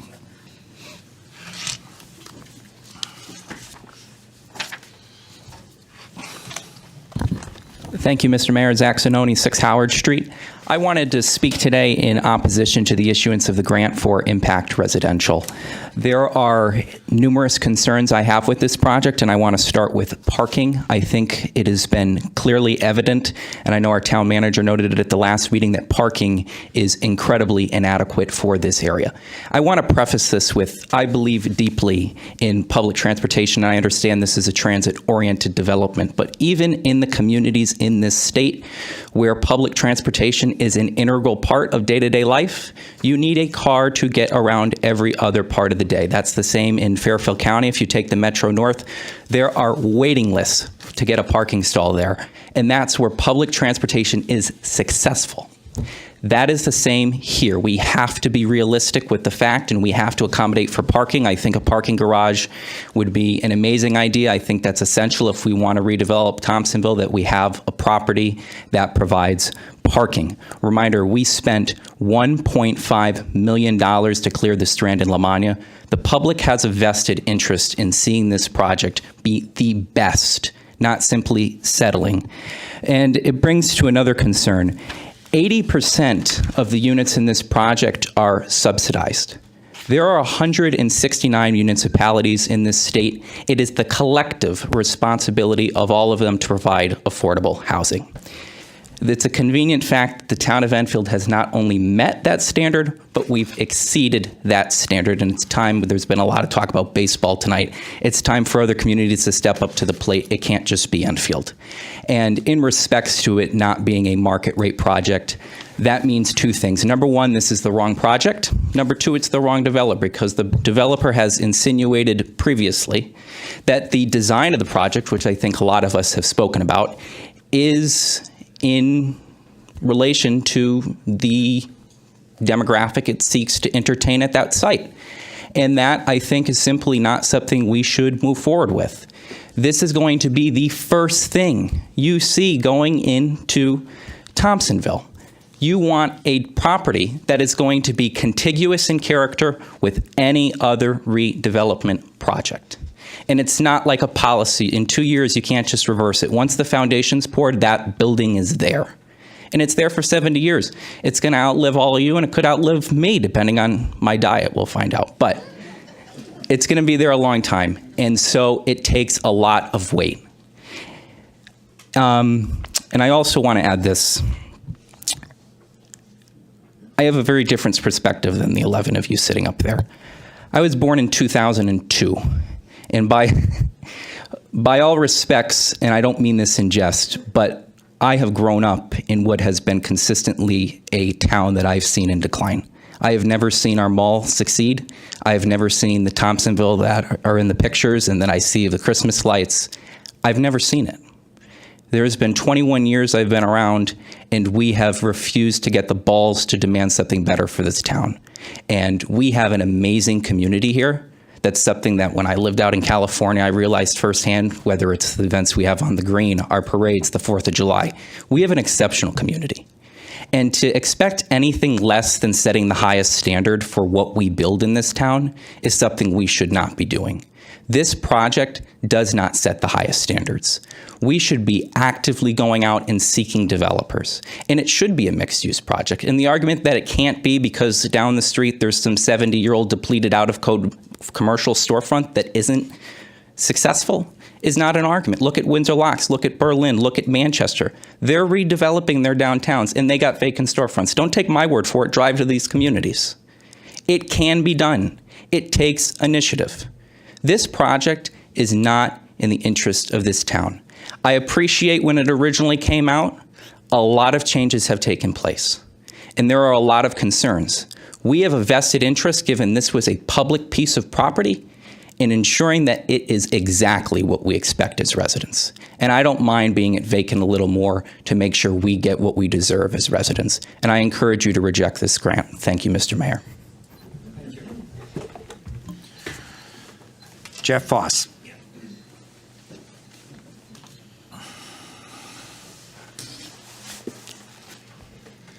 My name is Jeffrey Foss. I'm 16 Crescent Beach Drive in Enfield, and he's a hard act to follow, so I'll do my best here. So I'm against the same project. Do not approve this project or grant the money for it. I brought with me a petition signed by 47 people that surround this property that are within that 500-foot border that they're talking about utilizing for parking. Everybody that I spoke to sign the petition 100% agrees. There's nobody who says, oh, I don't agree with that. There's no room. There is no parking room. And who would know better? I own 14 properties surrounding this exact project, and 4 of my buildings touch it. So I'm going to go on and explain more about that. So everybody I talked to agreed 100%. Also, every other week, I receive a call from my tenants fighting over street parking. It's a constant battle out there. People don't understand it, but I have like 70 families out there that are seeking parking because even some of my buildings do not have parking lots because Thompsonville was never designed to allow for parking for cars because they didn't have cars when Thompsonville was built, or they had them, but they were using trolleys and trains and so forth back then, which we're actually going back to again. So the whole area is completely designed wrong for parking, and so we have a substantial deficit of parking. And I'm going to the problem we're having is people who are parking in the streets are actually fighting over their spots, and they'll come to me and they'll say, that's my spot that so-and-so parked in, and I'm like, you don't own the street, and I can't control who parks where. So I'm going to go on and read my list anyway. So one of the parking spots that was mentioned by the company that wants to do the development was the commuter parking lot, which is across from it's the 12. There's 12 spaces that are consumed by that parking lot already. It's across the street from Coronas. Thank you. So they don't even realize it, that there's 12 spaces that are already allocated to a 6-family, which is at the back side of Coronas. Those spaces are already taken, so you can subtract that out of their calculation. Also, where are the customers of Sylvia's Restaurant going to park to go to Sylvia's Restaurant, which is bordering that property? They're utilizing Chapel Street, which is also that side street that's connected to the project. And as Nantucket Street currently has signs on it that says no parking. So my tenants aren't allowed to park on Nantucket Street. I have people that are parking on the grass lawns just to get a place to park their car. The signs were supposedly put up for the bridge construction, but they, to me, look like permanent signs. If you drive down Nantucket Street, the signs don't look temporary anymore. They look permanent. In the winter, nobody can park on the streets, so where are they going to put 41 extra cars, which they're saying they can put on the streets, and any of their guests? I mean, what if somebody has a birthday party and you got 70 different families living in this complex? What happens when it snows outside? You can't park on the streets. My tenants go crazy when that happens. They're all cramming cars side by side into the little parking lots that I have, which I have a few of, just to get by through the winter. So anyway, that's what happens at my properties, and like I said, it's a mess down the streets. There's just no place to park. So it appears to me that they don't care about the neighborhood or the parking situation. So why aren't they providing their own parking? Why are they looking to the streets to park where there's not enough parking already? So anyway, they just want to put as much housing into the smallest piece of land for the least amount of money. Basically, that's what they're trying to do. It doesn't add value to the neighborhood at all. All right, so that's my first issue. My second issue, it has to do with water runoff. So the water runoff from the current project is projected to go into the direction of my 4 properties that are bordering this project. So if you look at their project, in the upper right corner, there are 4 properties that they barely show. Those are my buildings that are touching the backside of their project. So I spoke to John Cabibo, the town engineer. He was not aware that my 4 properties have full basements, and the electrical and the heating are in those basements. Those foundations are 130 years old and are fragile. Claims made by Impact at the Planning and Zoning said that the town engineer had signed off. Jeff? Yeah? I'm sorry, you're at 5 minutes. You can come back. Okay, happy to. Yeah, all right, thank you. Yeah. Jen.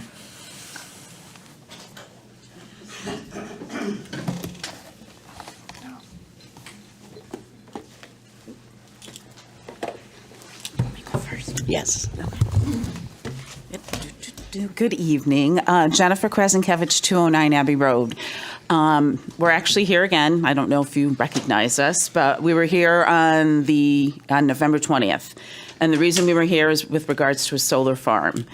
At that point, there was no letter or anything that had been sent out. We were just kind of trying to get a feel for what the town could do for us. In the interim of time, we did in fact get a letter from Lodestar Energy dated November 20th, in which they intend to file a petition to the Connecticut Siting Council. It says in November of 2023, and the petition will seek the approval of the location, construction, operation, and maintenance of an approximately 1.93 megawatt solar photovoltaic project. This project is slated for 141 Town Farm Road in Enfield. So again, I'm here coming to the council. I have the letter. I don't know if you guys wish to see this letter. I've made copies. I'd be happy to leave it on the table in the back. But we're just here to find out what the town can do for us. How can you help us in this matter? What can you do? Now we know it's officially going to be started, and we really need your help, your guidance. There's some folks here from our neighborhood who are here as well, but they're not going to speak. But again, we're just very concerned The location between my property, as I mentioned, is about 30 feet from the edge of my property to where the actual field begins. If you Google or research, it says you should be at least 1.2 miles away from any solar farm, any actual residency. So we're looking for, can we get help, someone to come in and tell us what if this is okay? What are the, health ramifications? So again, that's why we're here. We have the official letter now, so we just really need your help. Bobby? Okay, Barbara Audette, also known as Bobby Audette. I want to thank the council members that came to my house Saturday night, and we went over some of this.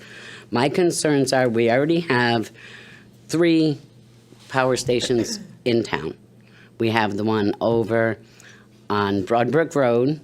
We have the one in Powder Hollow, and there's one going in by off of Park Street on Moody Road. Enfield is 33.8 square miles. How many are we going to tolerate? And ours being in a neighborhood now. None of the others have been in the neighborhood. This house is across Town Farm. If they head those panels south, that's all they're going to have is the reflection. And how dangerous is it? I have big maple trees in my backyard.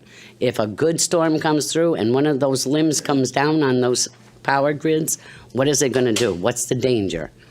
We need help finding out who can help us. Can we stop this? Do we go to the state? Who do we go to the state? So we're asking for questions and answers. Please help us. And I Yes. thank you for your time. Please help us. Thank you. Oh, one more thing. Yes. There was a young couple that bought the farmhouse 2 years ago. They just got married. They have well water. They're in that big farmhouse right next to me. And they want to have children. They don't know now if they want to stay there. And they don't want to move. I don't want to move. But I don't want to live and see that going up in my backyard. Thank you for your time. Mr. Mayor, with the privilege of the floor, I don't want to comment. It's not a back and forth, but we did provide that letter to council when we received it. I've sent it to all of the staff. They're reviewing it. The town attorney, there were questions asked by Mr. Ludwig in regard to this. He will, under my report in a few moments, I hope you all stay, he will be making a report that I think will give you some of the information and a road map as to where we're going forward. So if you stay, the town attorney will be talking about that. Okay, we will leave the copies of our letter. But you're all set. You said you did receive We it. did, and I shared it with the council. And I did also reach out to Carol Hall, our state representative. I haven't heard back from her as of yet, but I did, All right. in fact, reach out to her. So, Thank you. okay. Thank you. Thank All right, you. thanks. Kelly Hemler.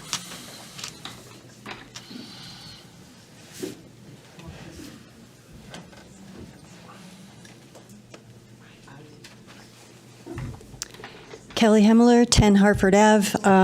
My comments are going to be very short. Zach, ditto. He spoke very well and all the points that I agree except the 2002. Wow. And the parking, since I live on Hartford Ave, I don't live far from there, and I can tell you that we don't have quite the parking wars, but I can see how we could, how they could, because Church Street on a good day, there is no parking. And then when it snows, it's just crazy. So if you can do anything, we really do deserve the best, and it's not good enough. Thank you. Thank you, Kelly. Pam.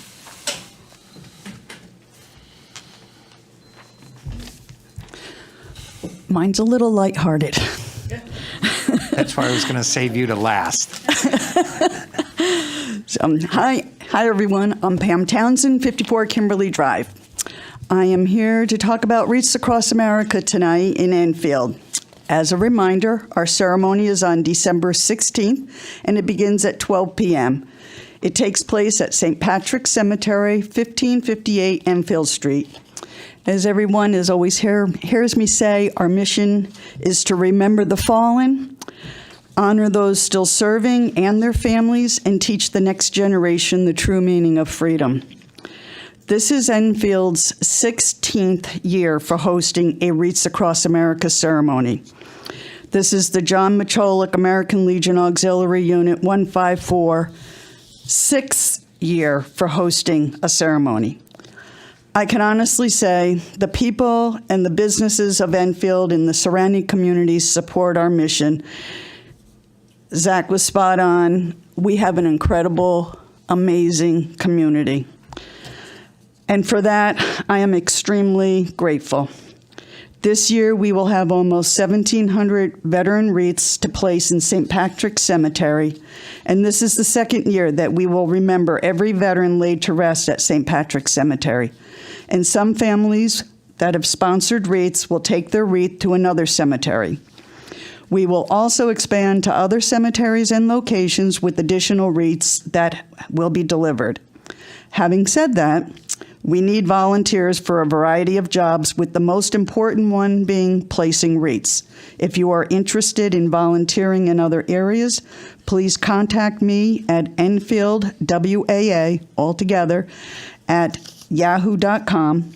And we start our day about 7 a.m. and we continue until every veteran is honored and the cemetery is clean. If you want to place wreaths, just show up. As most people already know, parking is a challenge. For the safety of everyone, please follow the signs and traffic control volunteers. And there is an ADA-compliant comfort station available.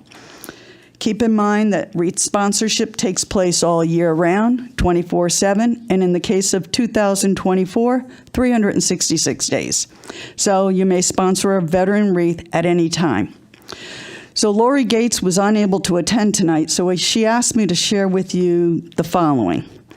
In addition to our December 16th ceremony and wreath placement, we are excited to announce that the Walmart Trucking Company, in conjunction with Wreaths Across America, have once again requested to visit Enfield, Connecticut. The convoy will travel through Enfield on Wednesday, December 13th. This is the 8th year that Enfield has been chosen and honored to host the convoy as they travel through. Wreaths depart Maine and travel over 4,200 cemeteries across our country in a finely tuned, coordinated effort to honor as many veterans as possible. Our goal is to have the convoy pass by every Enfield school. Details of the convoy's route are already announced in the Enfield Patch newspaper in the event section and the Enfield School newsletter. Additionally, details will be announced on several social media outlets within the next 24 hours. Following the convoy's arrival at the Enfield Town Hall, there will be a short wreath-laying ceremony handled by the Enfield Veterans Council and Walmart Trucking. The wreath-laying ceremony will take place at the World War II Monument. Enfield is chosen each year because of the outpouring of generous patriotism. We hope to see everyone along the route once again this year waving your American flags. And we also hope to see you at St. Patrick's Cemetery on December 16th. Any questions, you can send an email to enfieldwaa@yahoo.com. There's also a display in the Central Library with Wreaths Across America information. Thank you tonight and have a great evening. Thank you, Pam.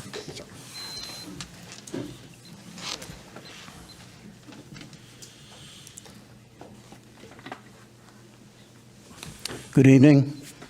Bob Fredericks, 49 Indian Run.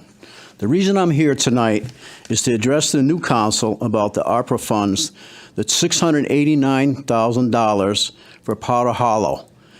And now I'm looking at it, and now we're at 1.5 million. Me as a taxpayer, I'm wondering, why didn't I get a chance to vote on this? There was no referendum on this. This is wrong. This is definitely wrong. Back in the 90s, I was with Enfield High School Booster Club, and we raised funds for the student organizations, and looking back, we built dugouts for the boys' baseball team and the softball team, and Mr. Brummage was among the others involved in building these dugouts.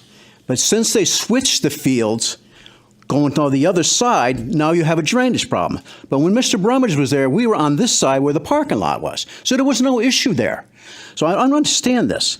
So I see The Enfield High athletic programs being played at Enfield High School, if the varsity baseball games are played at Powder Hollow, how are these students are going to go down there if they want to see a game? Are you going to provide the transportation for these students? It's only fair to them.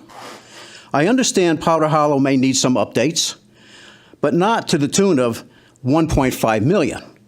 Let's take a look and see where the ARPA funds are best spent. Let the Enfield taxpayers decide. Let the varsity baseball come back to Enfield High School, update the fields, build the dugouts there, and put up the lights. Thank you for your time. Thank you, Bob. Marianne Turn. Angela.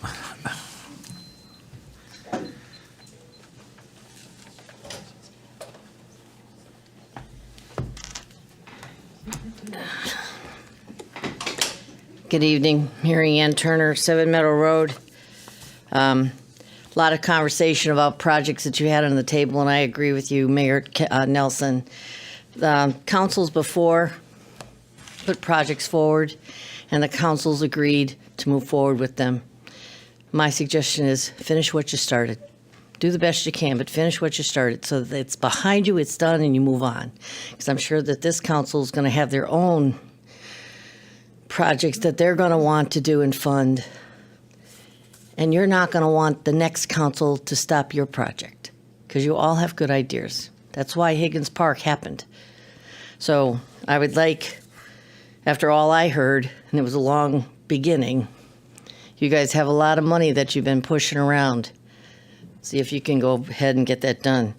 Anyway, the reason I was here is also about the parking. When I was at Planning and Zoning last week, I think it was, I talked about the vision of Enfield. And the reason we have the problem we have today is not because of any of us. Some of us probably weren't even alive. But our forefathers made some decisions about Thompsonville like they did during urban renewal in the late 60s and 70s, and they took down many towns. They destroyed them. They took away what made them interesting and made them the town. Windsor Locks is a perfect example. They destroyed it, and now they're getting it back. They're trying to build it back. I see you doing the same. The issue is the parking, and I probably don't need to beat that dead horse because you've heard it at least 6 times already. But one of the things that Enfield did, and I'm not sure if any of you were here, but we had a River Gateway study done. And one of the things that Enfield is really good at is putting money into studies that actually do give you guidance. And it says right here in this study, and I'm going to leave a copy with the town manager, but River Gateway 5, which is what we're kind of looking at, the purpose is to preserve and provide a walkable neighborhood, commercial districts built upon a historical function of Thompsonville's retail areas. Development in this zone will include a mixture of retail, restaurants, services, office space, residencies that will serve local residents and future rail commuters. And it's supposed to be a mixed use, and we all understand what that is. Now, I didn't live here, nor did I grow up in Thompsonville, so I have no clue what the mixed use really was, but I heard there were some really great meatball sandwich places and candy stores and stuff. But one of the things in the last part of this document, and I wish I could tell you the date, but it's not dated, it talks specifically about the key findings. It's an opportunity to develop 282 residents, 46,000 square feet of commercial space. Estimated financial return rates relatively low. And then I'm going to just jump to, however, the cost of structured parking needs to be subsidized. And while increased residential density and improved financial returns, the increased density will necessitate the development of a structured parking garage. And a cost which will not be supported by the project's revenues identified in this analysis. Enfield should be open to a public-private partnership. And you all have heard this before, and now we need to take advantage of it.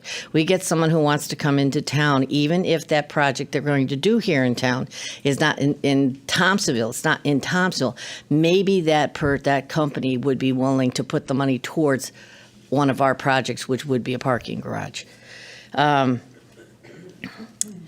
also know it's part of the TIF district, which was one of the things the Economic Development Committee worked on. I'm on the Economic Development with a couple of others in this room, and strongly advise, I think we're using it wisely, and we have opportunities. So I'm not going to go through my yakety-yaks you can listen to on Planning and Zoning if you're bored. But I actually ask you, the vision is now in your hands. What happens to Enfield will be because of you. And the one thing that I do want to mention is the forefathers before us are blamed. We blame them all. We all say it. Every time we turn around, we're always complaining about what they did to us. Don't let you become they. Don't let you become the next 30 years from now. You got the chance. So I'm asking you, this project is a great project for Enfield. But one last thing, Higgins Park, you've done leaps and bounds with it. You have made it one of the best things when you walk downtown and see what's happening down there. So you don't want to be coming down North Main Street and have this big building that looks like a distribution center being the thing you see slapping you in the face. So we need to build what we asked for. Thank you. Angela.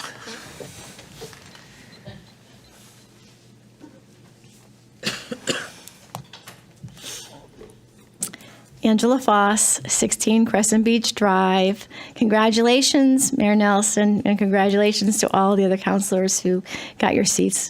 Mr. Hendrickson, Mr. Nasutu. Proud of you guys. Good job. I'm here again to talk against the resolution, letter E, about the development of what is called Union Square. First of all, we are direct abutters, and I went to the town offices and talked to them about this. We are direct abutters, but have not been receiving communications about the meetings that have been taking place. So I have here I want to present a formal request to be contacted when discussions like this are planned, and I have a list of all of our addresses that we have, because we haven't been getting any of this information. And when you look online, this is what online says. October 16th agenda says resolution referring the potential purchase of open space property. Like, there should be addresses on the agenda so we would know that we need to come and speak. Well, anyway, I'm going to start with touting the new town manager's speech from the last time. He says, but parking is a very, very troubling issue there. That's why we like this. And he's talking about, I'm sure you are aware, he's talking about that really nice original development that was envisioned by some 2 UConn students. And they have a coffee shop in that impact residential supposed spot. And they have a parking garage. They have a lot of green space around it. This development totally fills the entire space that's allotted. And with that, they filled up the entire space with parking. And even with that, they don't have enough room for the number of parking spaces needed. So the plan that was presented at the Planning and Zoning meeting showed our properties by Impact Residential, showed our properties at 20 and 22 Pleasant Street whited out, like they don't even exist. They whited them out, and they showed how. And if you look at the information, you'll see they say all the water for this development is going here, and it's blue right along. I mean, directly along our properties. And we came up with a great snow idea. All the snow is going to go here, right up against Jeff and Angela's properties. So we were concerned about that. It makes no sense. Why would they be pushing the snow up against our properties? And why would it be allowed? Because no one could see that there's actually buildings there. Then they have the watershed. The watershed goes between our buildings. There's a little driveway there, and the watershed, they're calling it a watershed, is very narrow. It goes right between our buildings. None of this makes a lick of sense. There's no parking. The design is awful. It is not a mixed-use building. It's ugly. And beyond all that, it's, if you listen to them talk, it's all about dollars and cents. It's not about It's not about the vision that we have for our town. It's not about making Thompsonville awesome, which is what we have got to do. We've got to make Thompsonville, we have to, for the residents in Thompsonville.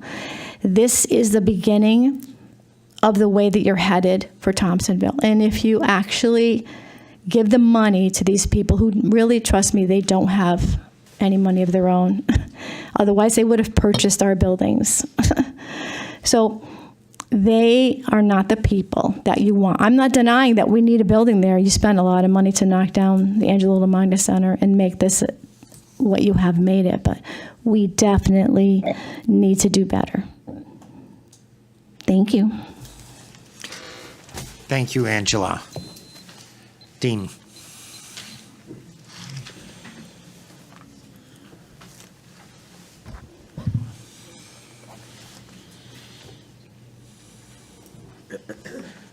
Hi, I'm Dean Gauss. I live at 151 Spring Street, right in the middle of where all this is happening. I have to drive through these areas. I walk my dog. I've delivered phone books with the Boy Scouts. What Jeff, Zach, and Kelly have said about the parking is kind of the beginning. The people that we're told are going to be moving in there, first of all, I don't believe that those are the people that we will be moving there, but if they are, there'll be families. There won't be one car. It's going to be twice that 40 cars that are expected. And driving through there in the winter, it's a nightmare. The police have to drive up and down the streets to get people off of the streets. They have no place to park. You can see people shuffling back and forth trying to get their cars in and out in the morning. All that snow, it just isn't practical. I just can't see any way that it'll be something that can be sustainable. And to add snow removal, things like that. They're already having problems putting snow places. They're going to have to start trucking it out, dropping it in other places. It's just not a practical use of that space, at least not in that size. Something smaller maybe, with enough parking for two cars per unit. Other than that, it's just not going to fit there. Thank you. Thank you, Dean. Anyone else for the first time? Seeing none. Jeff?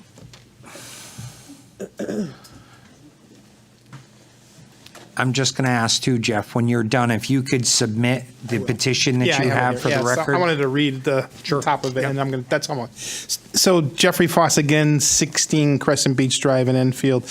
I'm not going to go over what my wife already said because I have pretty much the same type of thing to explain to you. So I'm just going to read the petition that I circulated, and then I'm going to submit it.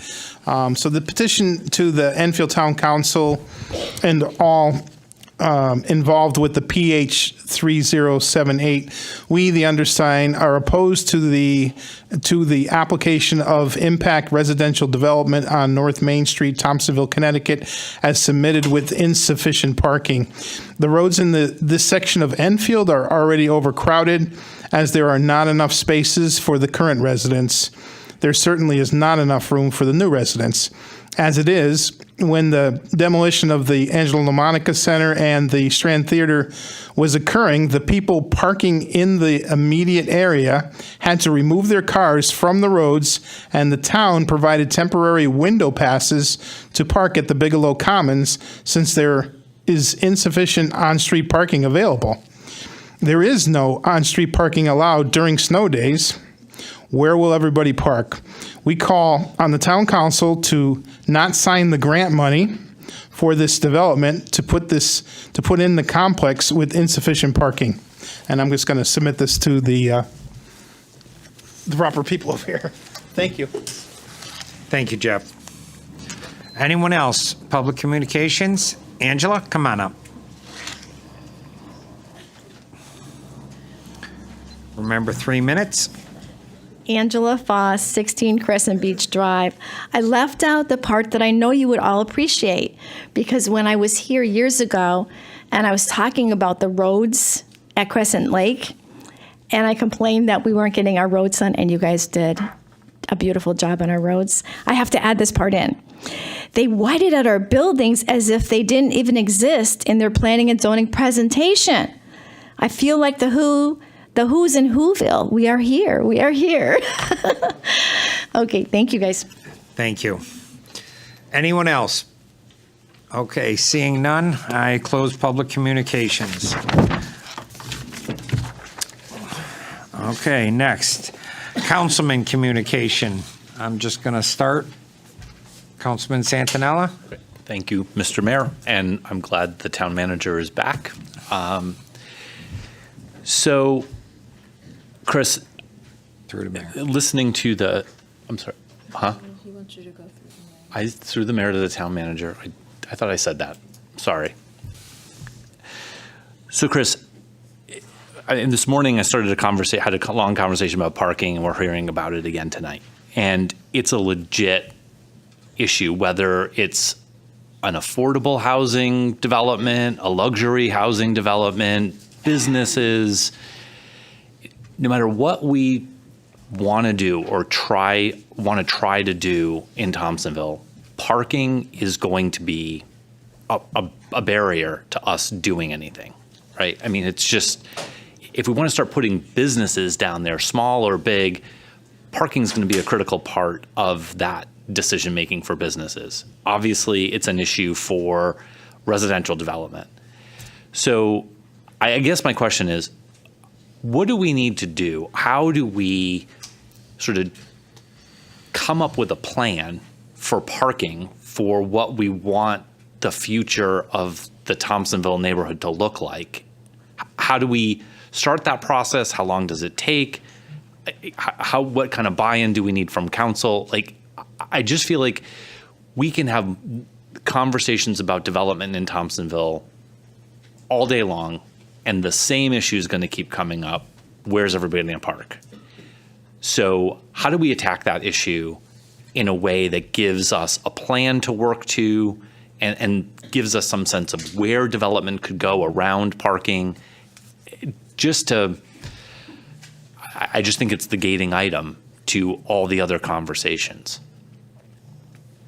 I don't expect you to have a specific answer, but I just would like to have a brief just rebuttal. Certainly. Well, that has been a concern. Clearly, just as what we have there now, it's inadequate. Anything we do will exacerbate it if we don't address it.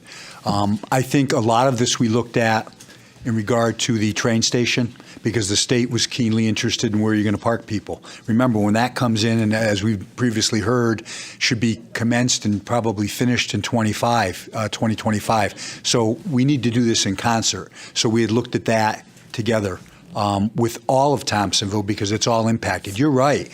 One of the biggest nightmares in the winter is just with the existing residents is going in, putting the parking ban in effect, people having to be towed, trying to find places to go. So clearly, anything we add to it, it's already a full cup. It can't take another drop, let alone pouring another facility and without properly addressing it. Now, all that I can say is we will look at it. Our vision, as it has been termed, did include, I had always believed, we needed a parking garage, at least one. And I think that that's going to be integral. And we'll have to look at that. If this current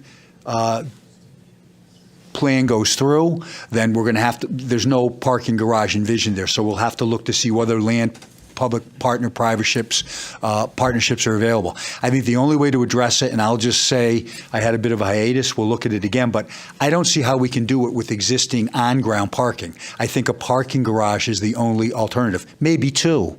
So I think we're going to have to look at that. When we get a new economic development director on board, that will be one of the top projects that I will task he or she with. But you're right, we have to look at it because clearly it's not a simple issue.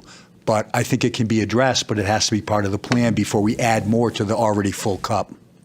Right. So how long does it take how long do you think it's going to take for us to get that person in place and get them up to speed? Are there other ways that we could shortcut that? And are there other resources that we could potentially tie into?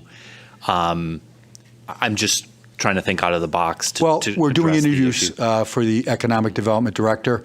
We're fortunate to have Christy Koisonen, who I've appointed as acting economic development director in the interim. She's doing a lot of projects. And to be quite candid, I think the horse has sort of left the barn, hasn't it?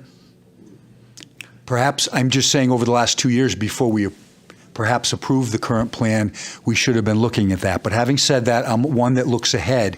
But now we're confronted, if this project is successful and goes forward, I don't think there's going to be an easy solution. I don't know that we can solve it before, if that project comes to fruition, that we'll have an answer. I will, as I say, I promise you that's a priority. We'll look at it. There is other parking in areas, but I think unless we have a parking garage, we're not going to be able to solve it. One of the reasons, and we were one of the, I think the second town after Windsor Locks to do the TIF district, and we can do a presentation on that. Currently, we have about $600,000 in the coffers. We have a committee that will look. That's what that money is envisioned for. From the square to Thompsonville, public-private partnerships, we can spend that specifically on a project such as a parking garage. So it's a priority for me, but I don't think there's any short-term solution. If this project goes forward, we're going to have to deal with it. I think it's going to clearly exacerbate. It's going to add to an already serious problem. If it goes forward, I think it's going to take a little time, more than a week or two. But it's a priority for me. I think it could potentially be part of the conversation, and I think we should be able to do more than one thing at a time if we can work in partnership with somebody. But it is clearly a major issue, and I think we need to find a way to address that. So that's it. I agree. have no other One, it would have been helpful if it had been done when this project was being approved and considered. Thank you, John. Councilman Sakala, anything? Just very briefly, through the mayor to the town manager, at some point I'd like an update on where we are with the school modernization committee and what's going on with that and what you need from us, because we want that on the ballot potentially, so we need to get that moving ASAP. SafeGrad had their auction this past weekend. It went really well, so thank you to everybody who donated and came and spent their money. It was a huge success. And Cookies for Camouflage, if people didn't see, the final totals are in. They had 101 boxes shipped containing 854 pounds of cookies and cards, and a little over $2,300 in postage, was all covered by donations. And just a fun fact, Lori Scent is over 14 years. They have shipped 13,450 pounds of cookies overseas. So that was my update. Thank you. Councilman Crissati. Thank you, Mayor. Well, I happened to be at the post office when Lucian and Pam were there with all the boxes, and, they were gracious to say, you can come to the front of the line. And I said, no, I'm going to wait, That was more important than what I had to do. But, yeah. So I'm glad that Councilor Santinella did bring up the parking, because that is a big-time issue. I am very curious to see Thursday night with the impact group coming in to planning and zoning to see if they made any alterations or if they came up with maybe a new set of plans. But we'll see. But the big issue, those 41 extra parking spots, is a big issue in regard to that particular project. I know Ms. Turner did bring up the River Gateway project, and I can remember getting that information years ago in that packet, and I do remember that particular study. And I think also part of that was even the Connecticut River Access Project, which was, that bike path that was supposed to go across and a walking bridge, out to the Connecticut River. We look back on some things that were there that we maybe should have had that vision and completed that. But I'm all for looking at other avenues and projecting and moving forward in regard to that. Through the mayor to the town manager, I did receive a phone call from Mr. Salas, and I think he wants to set up a meeting with you to discuss some of the issues that he did have, and in regard to the flooding that took place on his property that he had to take care of, and that was an issue with the previous town manager, discussions, but I think he wants to just talk to you about that. So, okay, very good. Okay, thanks. I appreciate that. I happened, and this is the last thing that I am going to state today, I happened to attend a presentation last week from a representative from Goodwill right here in town. We're very fortunate that there's only 6 Goodwill Career Centers, and one of them happens to be in Enfield. And I don't really know if the residents know in regard to what's available there, because they offer a lot of free services. And I'm just wondering, her name is Sherry Sichel. She works for the Enfield Goodwill, and maybe we could have her as a special guest so that she can tell us what is available. Believe it or not, they help with resumes. They help people find jobs and careers, and all of this is free. They help with networking skills, interviewing skills. They have this Microsoft training program that they have. I didn't even know you can go in there and do faxes and make copies, and it's all for free. But I don't think a lot of people know this, and I think that would be something that be a good partner here with town and social services. But I'll get you that information. But I just wanted to share that with everybody tonight. Thank you, Bob.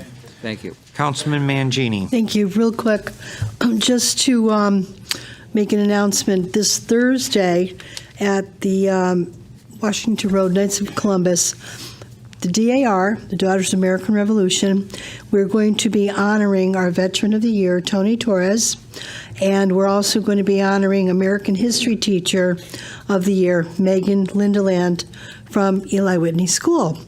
And as far as I can remember handling this project, we haven't had any 5th grade teachers. So I think it's phenomenal that we are honoring a 5th grade teacher for a history award.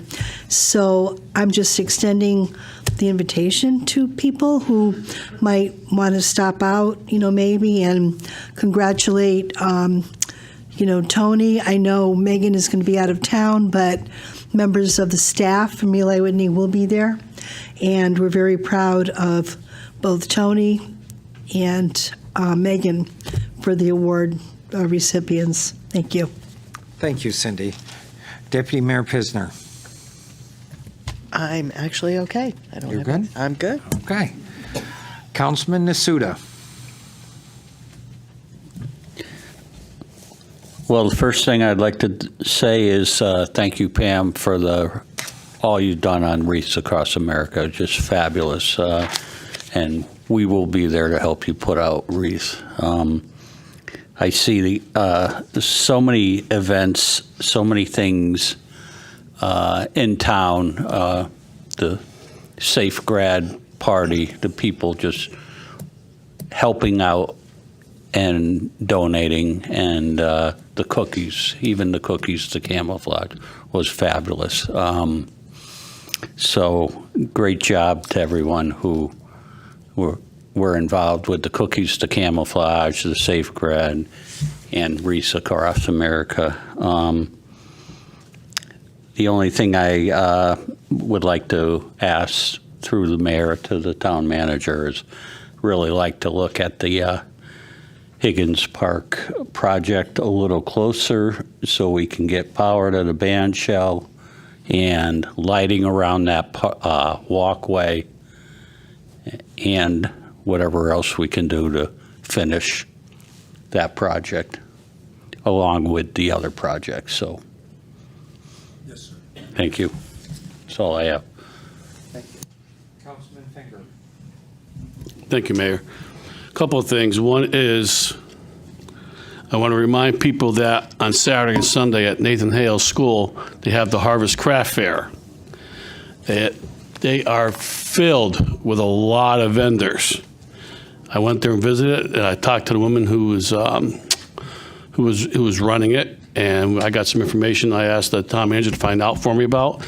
But there are some really good things in there. In fact, they had somebody playing a guitar, a nice girl, she played some heavy metal for me on the guitar, and it was fantastic. But just remind everybody, go there, see these people. They have to make a living. They're doing crafts. They have to do things. That's one of the things. Two, I do know that Council Welwick will be bringing us some things about Abbey Road solar panels, but one of the things that one thing I will ask is that when Jen came up, she mentioned there was a 1.2 mile separation from those, the properties, the residents. Can we get either our town attorney or Mark, if he's not, if he's just hanging around, help him? Can we get him to, find out if this is true? I mean, that's something that I think that they're asking for help. We need to give it to them. And I think that's one of the most important things is that distance of like that. Like I said, Councilor Lewick's got some other stuff, so I'll let him finish up with that. And again, Lucent, Pam, excellent job what you two do.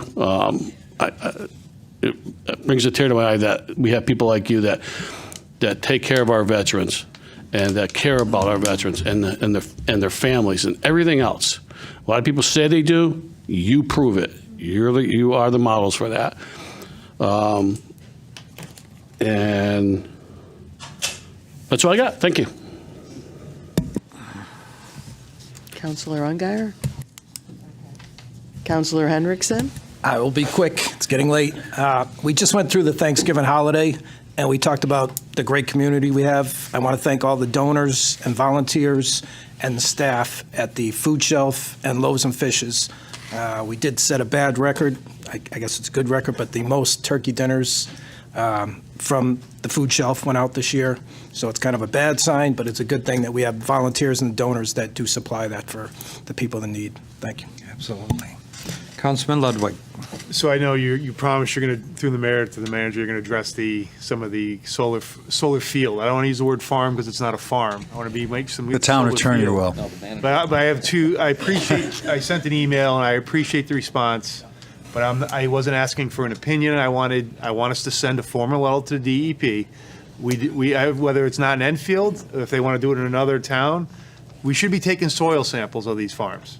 Okay, I just can't. I'm amazed that the DEP is not doing this. So I appreciated the response, but I wasn't looking for an opinion. I want a formal request. And then also I know Mark is going to redress it.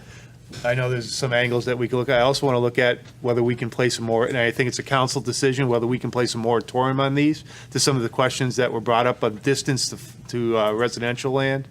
And again, we already have, I think people need to understand where the power goes. There's a lot of moving parts here that people don't understand.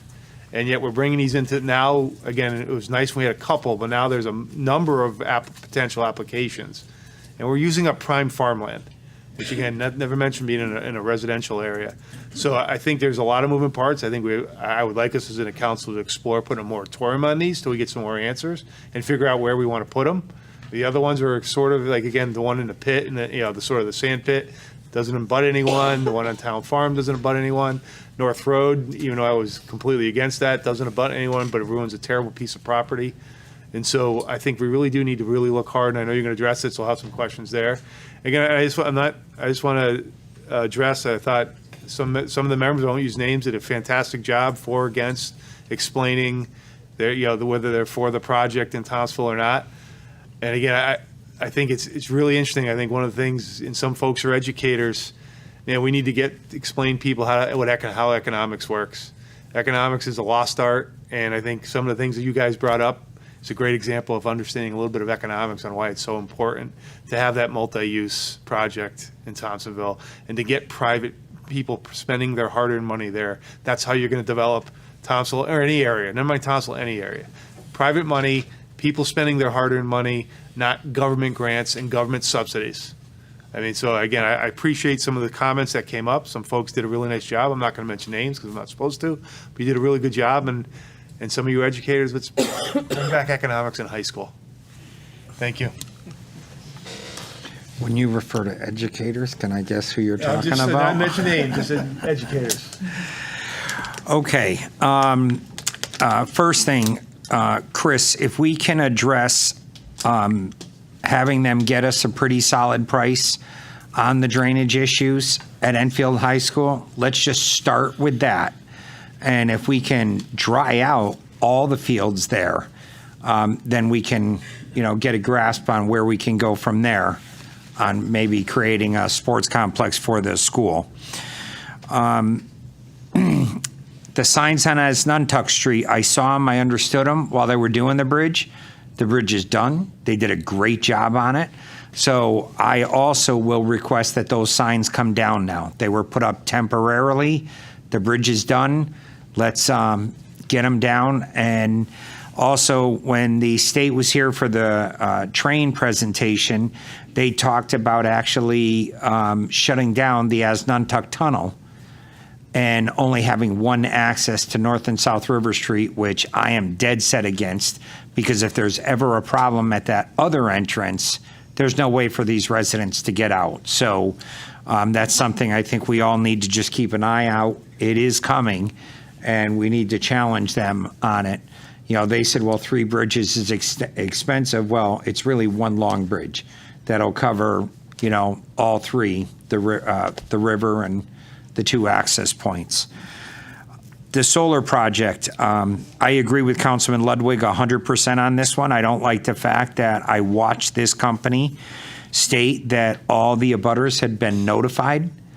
And one of the abutters actually sent me her letter, and the letter was dated after the meeting that these people were supposedly all notified at. So that's an outright lie, and I call it like I see it. I'm sorry. So would they have ever received a letter if we didn't call them out in the meeting?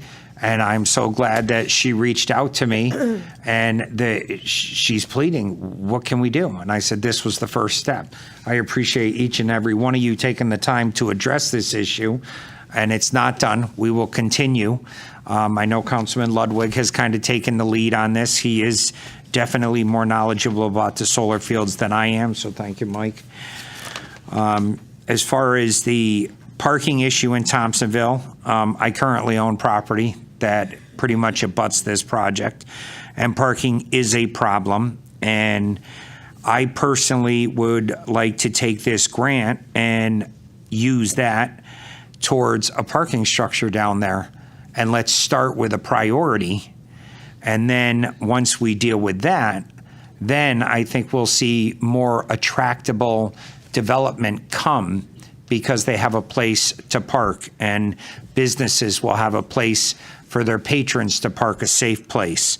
The pond is a true gem, and I definitely do not want my term this time on the council to be marked as, 40 years from now, they say, well, this is the council that destroyed Thompsonville even worse than the 70s council did. Because we all know that was a big mistake, and we're still trying to correct it.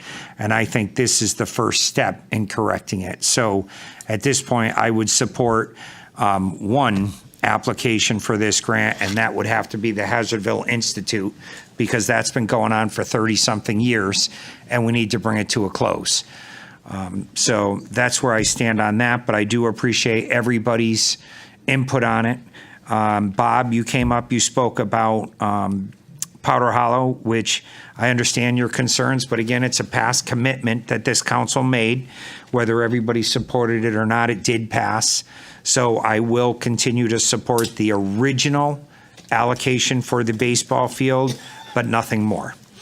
That's all I have. Thank you. Oh, I'm running the meeting. Sorry, I got to move on.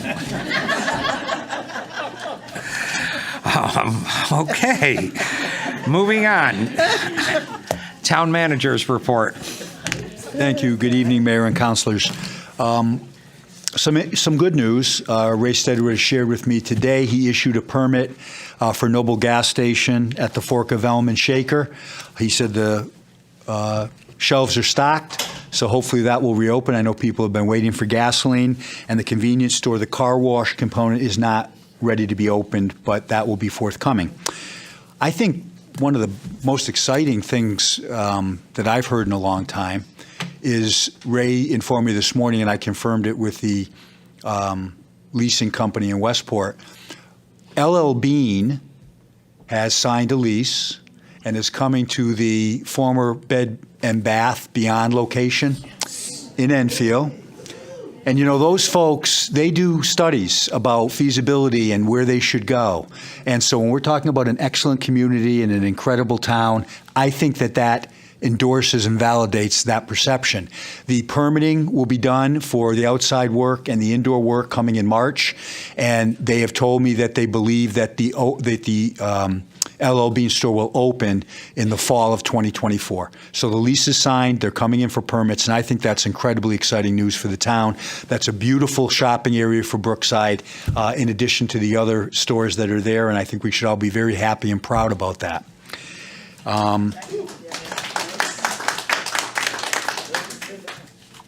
The North Central Health District, and I've disseminated this to all of our employees and staff and to the fire departments, we have a number of these available. There's going to be a flu clinic open to the public and also a free opioid prevention and some training right next door, December 19th, 31 North Main Street, 12 to 3 p.m. So I encourage anybody that's sitting here would like to attend or share that information. That's a nice service that's being provided by North Central Health. For the first time in about 10 years, John Wilcox informs me that our grand list is set to be released and done on time January 31st. So while that sounds like good news, it throws off the entire schedule that our residents and people have become used to in regard to bills and appeals and going forward with it. So what I'm going to do, I wanted to alert the public tonight. We will know earlier in January if that will come to fruition. But if it does, it changes all the time frames. John Wilcox, when we know, will come. We will push that out. We will do press releases. We will put it on our website, on our Facebook. I want residents to know that they have to act more timely. I don't want them to miss deadlines and say, was there some subterfuge here? We're actually doing our job on time, hopefully, but it will have ramifications that could frustrate some people or cause them to miss the boat, as it were. So we're going to do a lot of education on that so folks know. Part and parcel to that, I had received some complaints in regard to information that we list, public information that is, they use the term hidden fields in our department. So if a homeowner were to go to look, for instance, the two fields on the property cards, one is effective year built, another is effective area, which are calculated. I've asked the finance director to remove that hidden area. Anything that says hidden or suppressed doesn't accord with good open government and the FOI. So to those folks out there who have brought that to my attention, Mr. Wilcox has given that instruction to the assessor. That will be done forthwith, and they will also work on a way to explain the fields in case residents have question. So that we did today, and I think it's a positive step. Now, under my report, we have a couple of updates. First, from the Assistant Town Manager, Steve Belinda, and I will now yield the floor to him. Thank you, Mr. Town Manager. So really quick, because I know it's running late, a few updates. I have my marching orders from the Town Council regarding the RFP, which will be going out tomorrow for a town attorney. So people out there who are thinking of applying, stay tuned. I did get some feedback. I talked to the assessor in Glastonbury regarding the tax abatement for farms. So I have some information on that. Our assessor was out last week, so I couldn't delve into it with him, but I did get some feedback, so just stay tuned. I am working on that. Mr. Young, who's not here tonight, but he did ask about shredding. That usually happens in April, I've come to find out, and usually it's donated by a bank, and it's around Earth Day. I want to say that's April 20th or so, so we will post it again when we do it, but if you could just hold on to his shredding until then, that's when we do it. Facebook. Couple of things with Facebook. We are updating our site. Couple of reasons. We are, I don't know all the nuances with Facebook and passwords and administrators, so we're working on that. But also, I got a call about 2 months ago from a disgruntled resident regarding the community center and how disarray it was. And I was confused, and I kept asking him questions. He goes, the community center. I go, where is this? What are you talking about? The one on Route 4. I go, this is Enfield, Connecticut. Oh, I thought there was Enfield, New Hampshire. So we've had several calls like that. So one reason why we're upgrading the website is because the town website says Enfield Town Manager. Well, we're going to now call it Enfield, Connecticut Town Manager, so I don't have to spend my time trying to convince residents in New Hampshire that the community center is fine.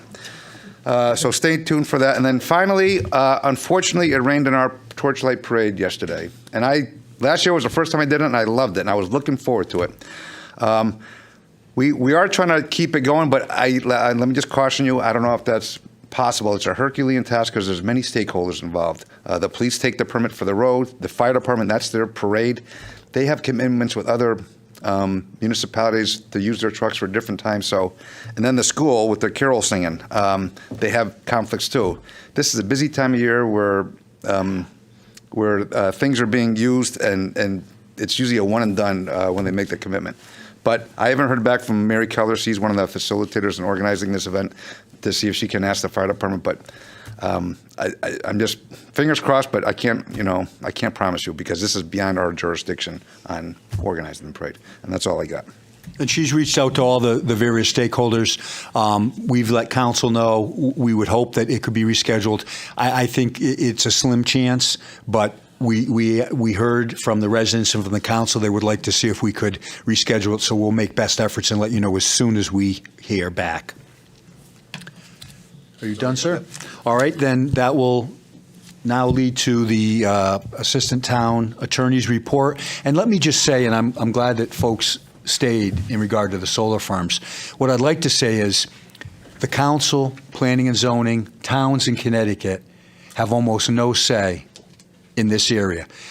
The Siting Council has preempted us in regard to solar farms like they have with communication towers, and it's really lip service that they give us. So we understand. I know I've heard from all the council virtually, and I share their concerns too. So we're not going to tell you something that isn't so. Mark is going to give you the information, but you're on the right track with the state legislators. It's a state issue. And Carol Hall was instrumental last time. We actually had the Siting Council, when they made a public hearing, they came and did it here in council chambers so they could be heard. And because of that, we were able to make some recommendations for changes in shrubbery and borders that they adopted. They didn't have to, but we advocated for it. So we got the notice. We shared it with council. The legislators are aware. Continue to keep that pressure up. But Mark is going to address a few of these issues. When the Siting Council actually gets the application, they give us notice. And then we have the opportunity to file as an interested party. Doesn't give us much right other than to send them things and whether they want to consider them or not. I will tell you, I was impressed by the composition of the Siting Council, the scope and breadth of the experts, volunteers that serve on it on behalf of the state. So they were a very knowledgeable group. And again, if applicable, we'll make the invitation to come and have the hearing here so we can have input. It was well attended and it did make a difference. So within the rules that we're allowed, we will make best efforts. But it is a state issue, and really the state legislators are the ones who have the most impact. So again, continue to follow that up, and we'll do what we can. And with that, I'll give you Mark. Well, thank you, Chris. I think you pretty much hit all the points I was going to say. You have to talk about moratorium, seepage, and... Yeah. Well, the seep, as Chris said, the Siting Council, which is part of the Department of Energy and Environmental Protection, they do have jurisdiction over solar farms, as they do with the cell towers. That's been the law for several years now. Questions regarding seepage are best addressed to DEEP, unfortunately, and that would be part of the Siting Council hearing. They would probably look into those issues. With regard to moratoriums, as far as I know, we have no legal authority to even ask for a moratorium on cell towers. This is within the jurisdiction of the Connecticut Siting Council. Now, I saw the letter from Lodestar that you folks got. That was not from the Siting Council. I checked the Siting Council's website today. I didn't see anything posted with these guys. No, it's possible the website's not up to date. So we have to wait for the Siting Council to get an application from this group. What's it, Lodestar, I believe it is, from Lodestar. At that point, they'll assign a docket number to it. They will notify, I believe, and Mr. Mayor, I ask you to keep an eye out for this. Normally, when Siting Council sends notices, they send the notices to the mayor. Hopefully they know Ken Nelson's the mayor now. I mean, Bob, if you do get it, just make sure we get forwarded to us. Yeah. Or Mike, if you get it, if they're that far behind. I don't know. I don't know if they're that far behind. I don't know. But yeah, so just keep an eye out for that. We will file an appearance. That way they'll know who's the point person from the town. We'd probably have it our office or the town manager's office, one or the other. That way we'll get the notices.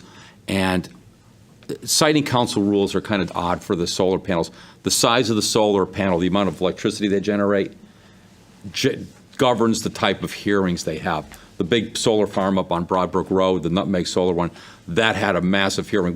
Maria Elston, who used to be the town attorney, we went to hearings in New Britain for these things. There were people from UConn, there were environmental scientists. It was like a big show with that one. The Powder Hollow one, much smaller. I don't remember there actually being much of a hearing on that one, truth be told. So I'm not sure where this one's going to fall within that mix. If it's going to be over the limit, under the limit, Siting Council will tell us what the numbers are. At that point, we'll file the appropriate paperwork and appearance. We'd have the option perhaps of being, there's a party or intervener. They're roughly the same thing, where we could go and put ideas forth. Like I said, with Nutmeg, there were suggestions with regard to fences, open areas, because I think for animals that were crossing through. And actually the environmental people from UConn were pushing for that also. So there are allies in other sectors for taking care, helping people with these things. They don't want these things just going up willy-nilly. So just so you folks know, we'll do what we can within the parameters of the law. Unfortunately, our hands are, kind of tied in this situation. I know Mike would like to do a moratorium, but the council has talked about this, whether we can or can't. Locally, I don't know if we can.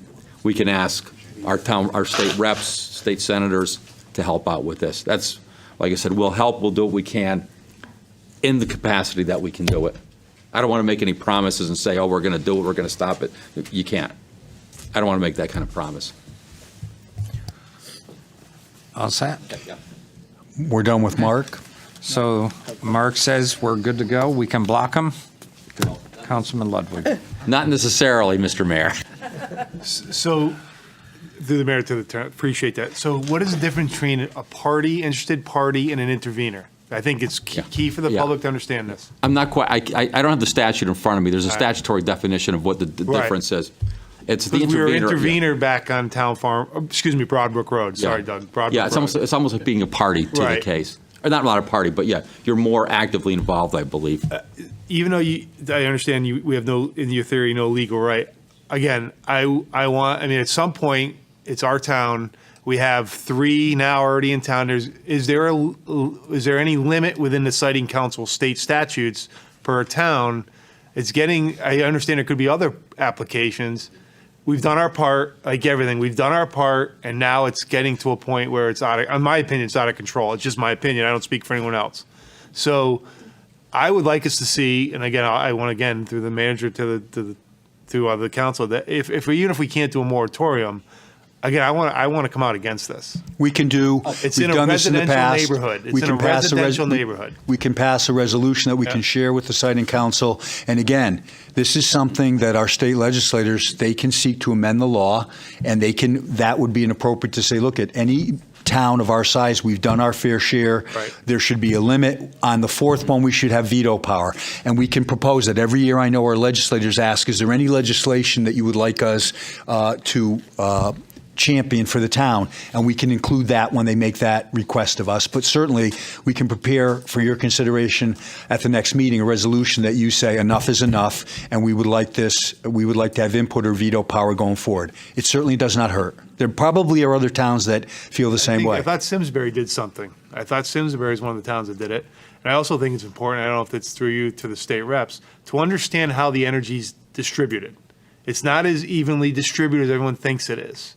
I mean, these are all key things. So it may not be your neighborhood now, but it may be your neighborhood soon. I mean, if they're willing to do it in the middle of a farmland where, again, there's abutters, and if you've seen those houses, they are right on the abutting property. This isn't 100 yards. This is right there. And in the past, I don't know if it was continued, we always invited our state legislators to come as special guests. So I'll leave that to leadership. I think that would be a good reason to have them come to update us on any legislation, and they would always ask for feedback, and I would ask staff with zoning to be able to give tickets instead of having to go to court. We've accomplished some good things. So leadership will let me know at the next meeting. We can invite them, and they can hear your concerns and what you would like to see. And then, of course, our residents could be here and speak as well. So I think that would be an appropriate use of our time. Thank you.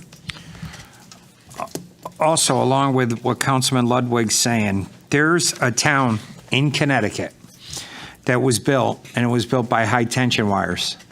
And I believe a third of the residents came down with the same exact cancer. And that town is, that street and neighborhood is abandoned now. Brand new subdivision, completely empty. Nobody lives there. And there's also a neighborhood in Summers that's very close to high tension wires. And when you go out on the back deck of one of these houses, the hair stands up on your arms. You can feel it in the air. So again, I understand why they would put, restrictions on these, that they're so far away from a residential neighborhood. And that's not the case here. So this has to have some bearing on why they're not in residential neighborhoods. And along with what Councilman Ludwig said, why can't we just put a moratorium on them and make them fight us? Make them take us to court and prove why it should be here. Like he said, with affordable housing, we've met and exceeded it. I mean, we accept something in this town and we go hog wild with it until it's too much. And we don't have a lot of buildable land left.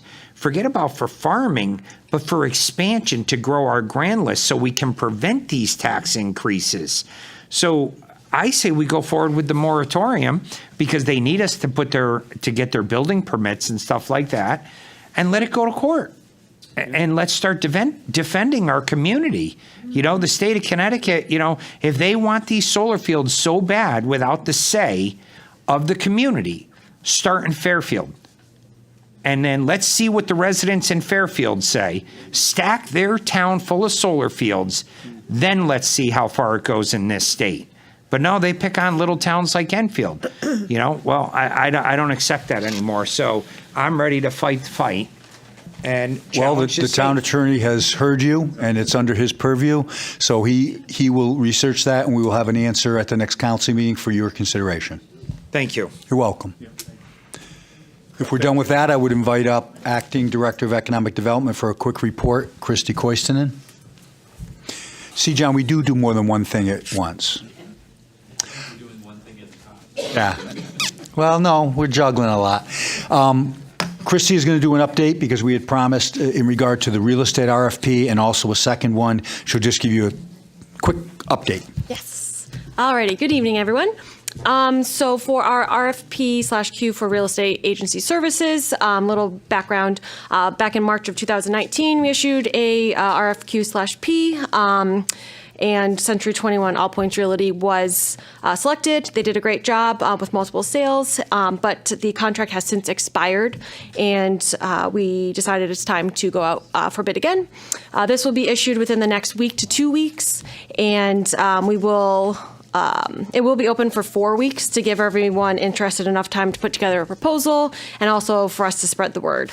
We're looking for an agency that has experience with all types of properties, so it can include residential, commercial, industrial properties.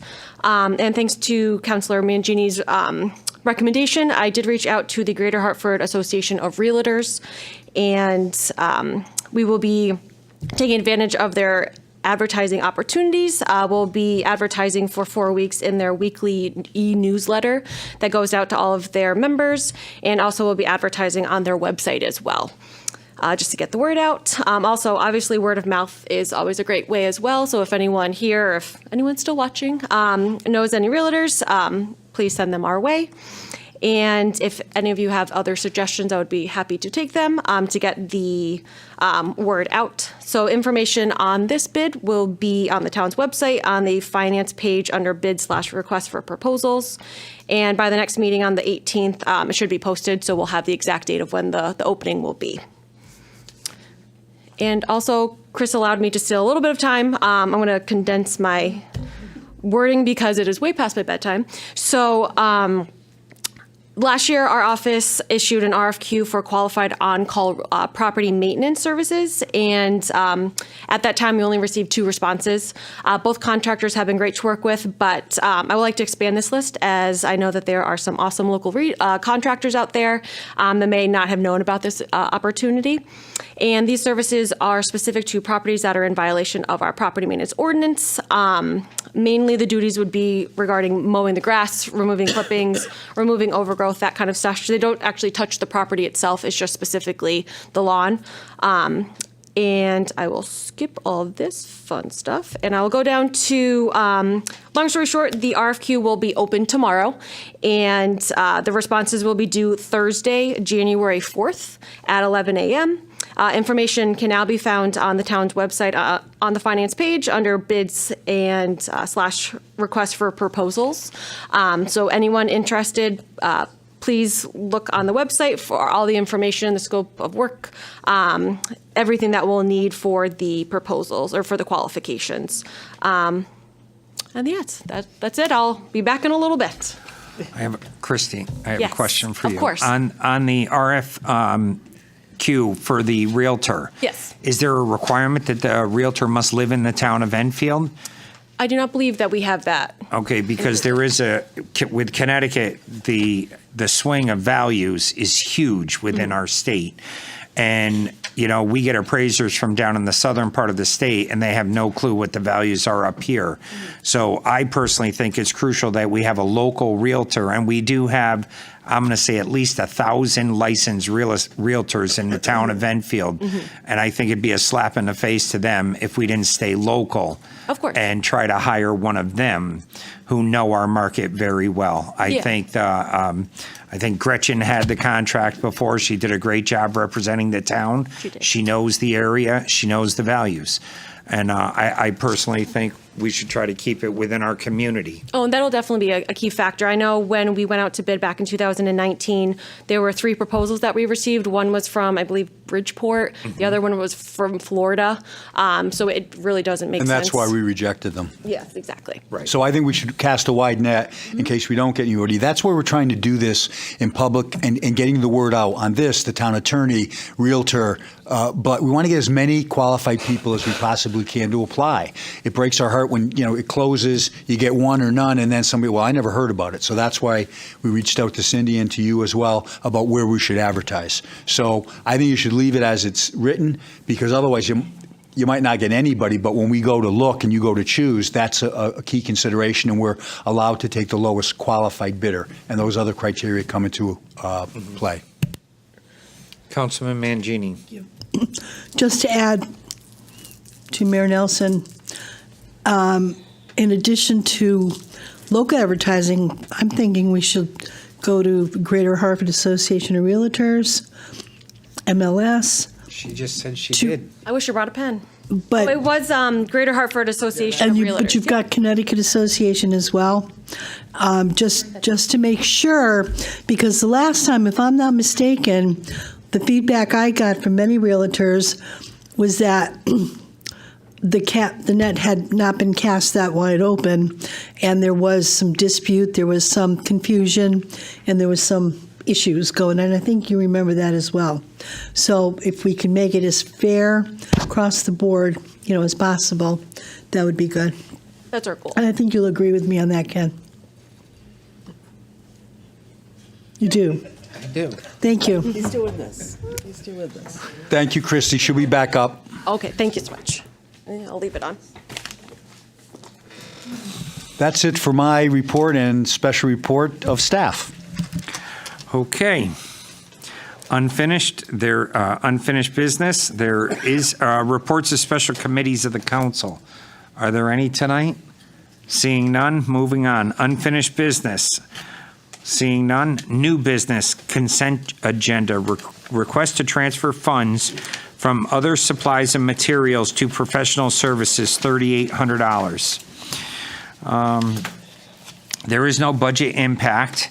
The recommendation is that the town council approve the attached resolution authorized I hereby certify that the above stated funds are available as of 11/30/2023 by John A. Wilcox, Director of Finance. Be it resolved that in accordance with Chapter 6, Section 8F of the Town Charter, the following transfer is hereby made.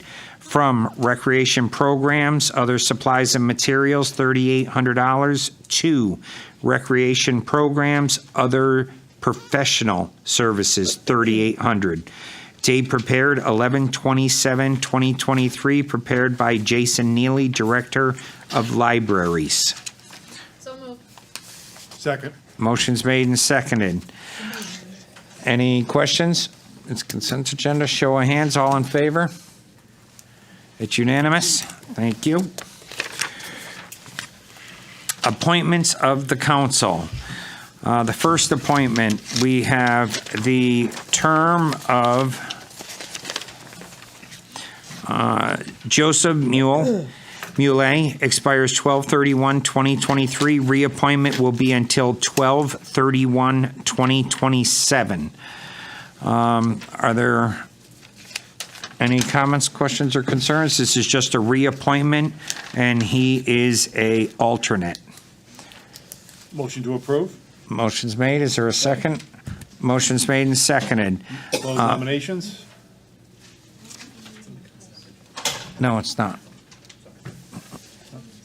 Okay, motion's made and seconded to close. All in favor of closing nominations? So moved. Okay, do we have a motion to appoint Joseph Mule to the Planning and Zoning Commission as an alternate? Reappointment. So moved. Okay, all in favor? Opposed? Abstentions? It's unanimous.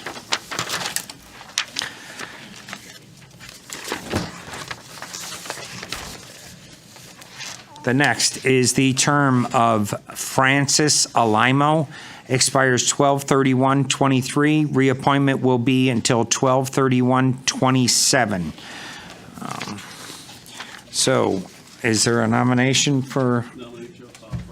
Second. Motion's made and seconded. Are there any other nominations?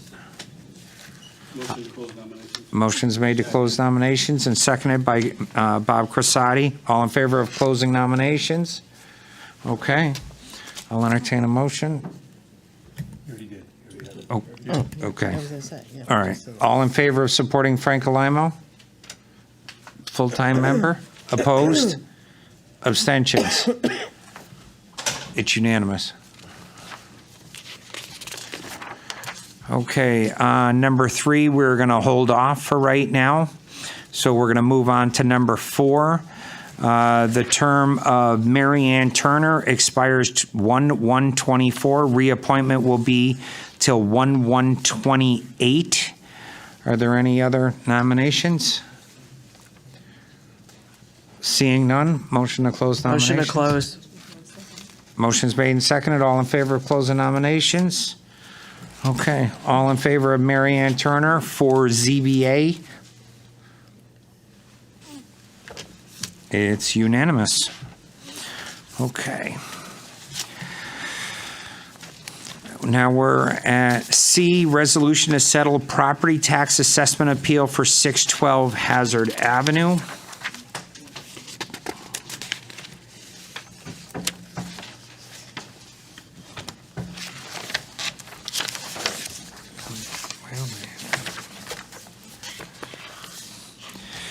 Okay, recommendation that the Town of Enfield Council approve the following resolution if it desires to settle the above referenced case.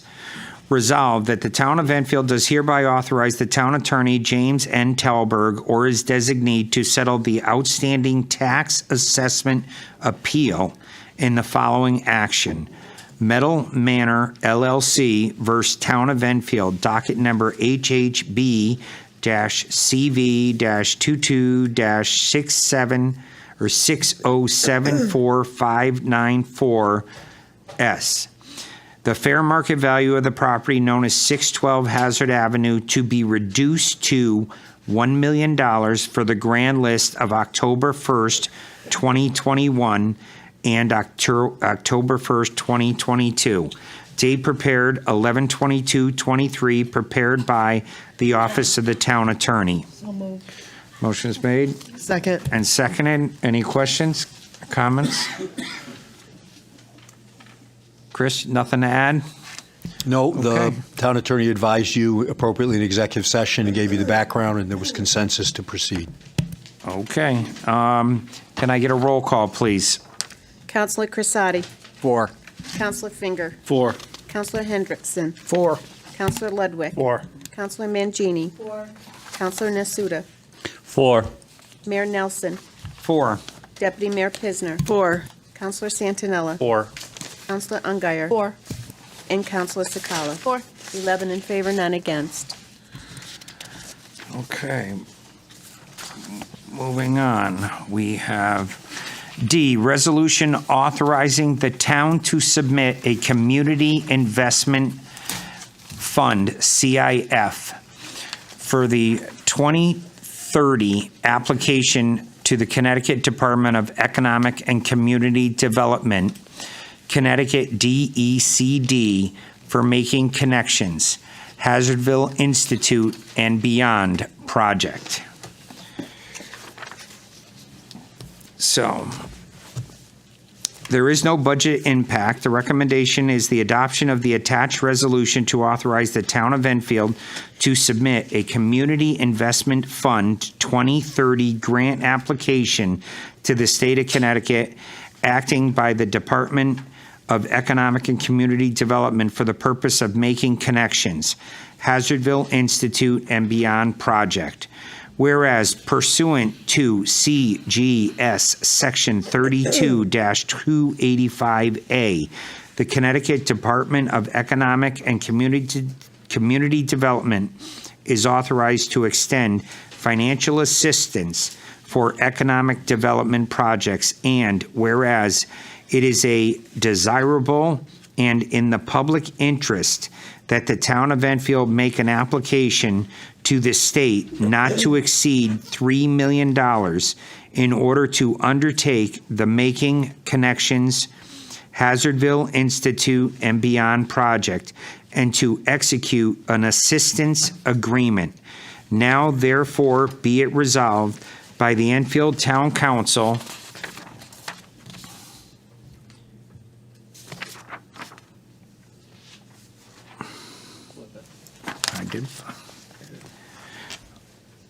Is this the same? It is, okay. That it is cognizant of conditions and prerequisites. I got an echo on me here. Prerequisites for the state financial assistance imposed by CGS Section 32-285A.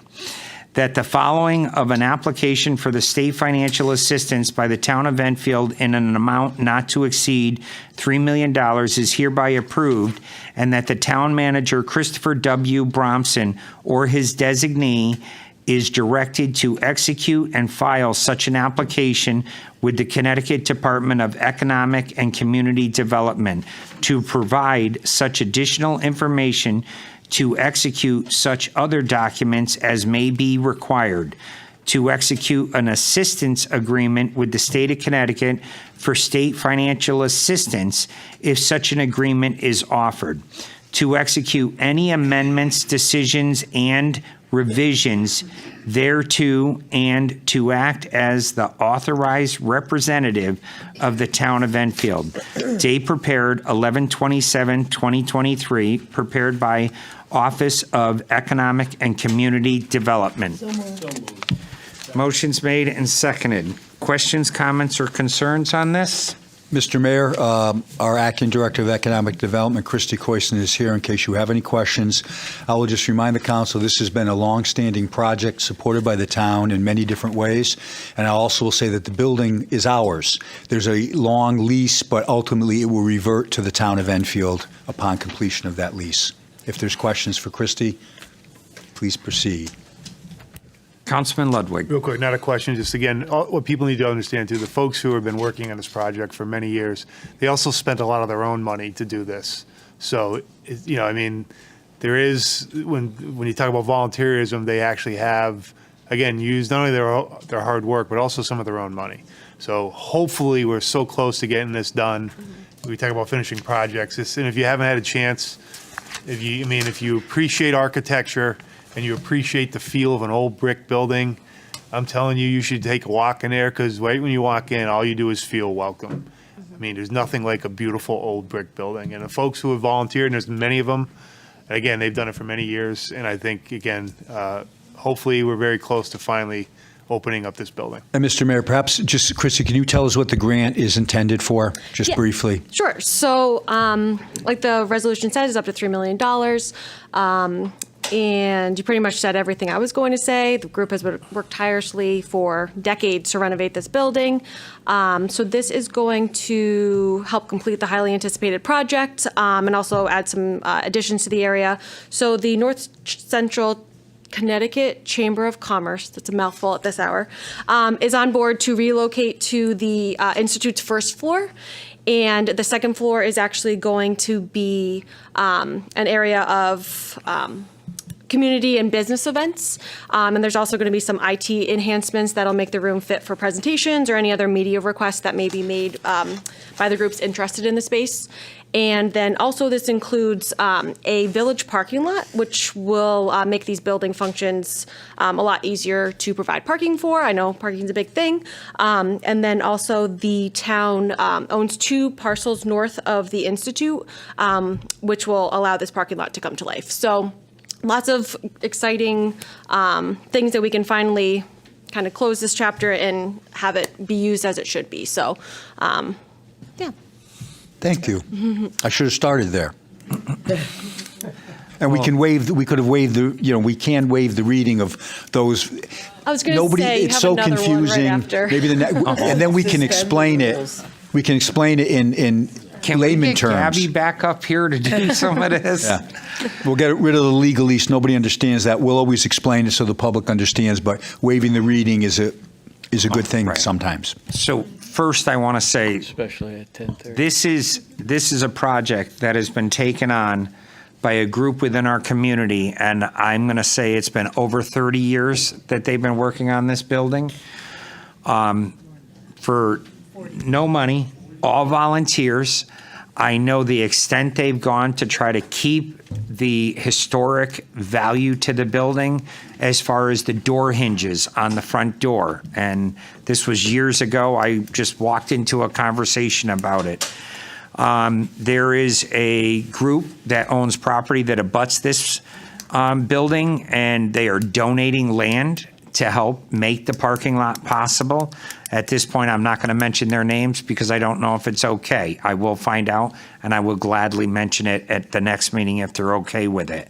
But again, this is how things should be done, with volunteers at no cost to the community. This was just sweat equity that has saved a big part of the history of Enfield. I mean, this goes back to the Powder Hill barn when all the explosives were made down there and everything else. This is the history of our town. And again, I can't thank them enough. And whatever we have to do to help promote this grant, I, for one, say, let's sign it. I hope they watch this meeting and they see how much we stand behind this group. They've applied in the past, and they've been, second or third in line, and I don't want that to be the case this time. I want them to be number one in line from the town of Enfield. So I'm asking everybody to support me on that decision and give Chris the authority to write whatever he's got to write for this group, and let's finish the Hazardville Institute. That would be a great undertaking. Councilman Sakala. Just very briefly, I'm going to support this, but I just do want to correct that the town of Enfield has actually put money into this building as well. It's not just sweat equity. It's not just equity from volunteers. The town of Enfield has actually put money into this building as well from the taxpayer standpoint. So let's make that really clear. If that's true, I stand corrected. Well, I think the volunteers clearly were not remunerated, but in the past, and my memory hasn't failed me, but it was about $300,000 that we did put in years ago, and the town attorney has confirmed that. But still, apart from I'll let the record speak for itself, but yes, town funds were used for the infrastructure. Again, it's about the volunteers. Thank you. Mayor, Councilman Crisati. It's late. Thank you, Ken. It was last summer, myself and Councilor Finger, we actually toured, the Hazardville Institute. We saw all the work that is being put into it and all the time and effort. We did check out where that parking lot and where that land was donated and how the parking lot will be extended out to those two parcels. So I am in favor of this particular grant. And, Councilor Scala did mention, funds were put in from the town, and I just want to reemphasize that also. Okay, but let's move forward with it. Thank you. Yep. Anyone else? All right, so shortly, title, Resolution Authorizing the Town of Enfield to Submit a Community Investment Fund CIF 2030 application to the Connecticut Department of Economic and Community Development, Connecticut, DECD, for Union Square. Ken, we have to vote on this now. You already read it. Right. Yeah, we have to vote. Roll call. Oh, Jesus, what am I doing? It's late, you get a pass. Can we get a coffee? I'm sorry. I heard him, I was ready to waive the reading, but we already did that one. That's the next one. Yes, all right, I'm sorry. All right, roll call, please. Councilor Crisati. 4. Councilor Finger. Absolutely, yes. Councilor Hendrickson. 4. Councilor Ludwig. 4. Councilor Mangini. 4. Councilor Nasuda. 4. Mayor Nelson. 4. Deputy Mayor Pisner. 4. Councilor Santinella. 4. Councilor Ungary. 4. And Councilor Sakala. 4. 11 members in favor, none against.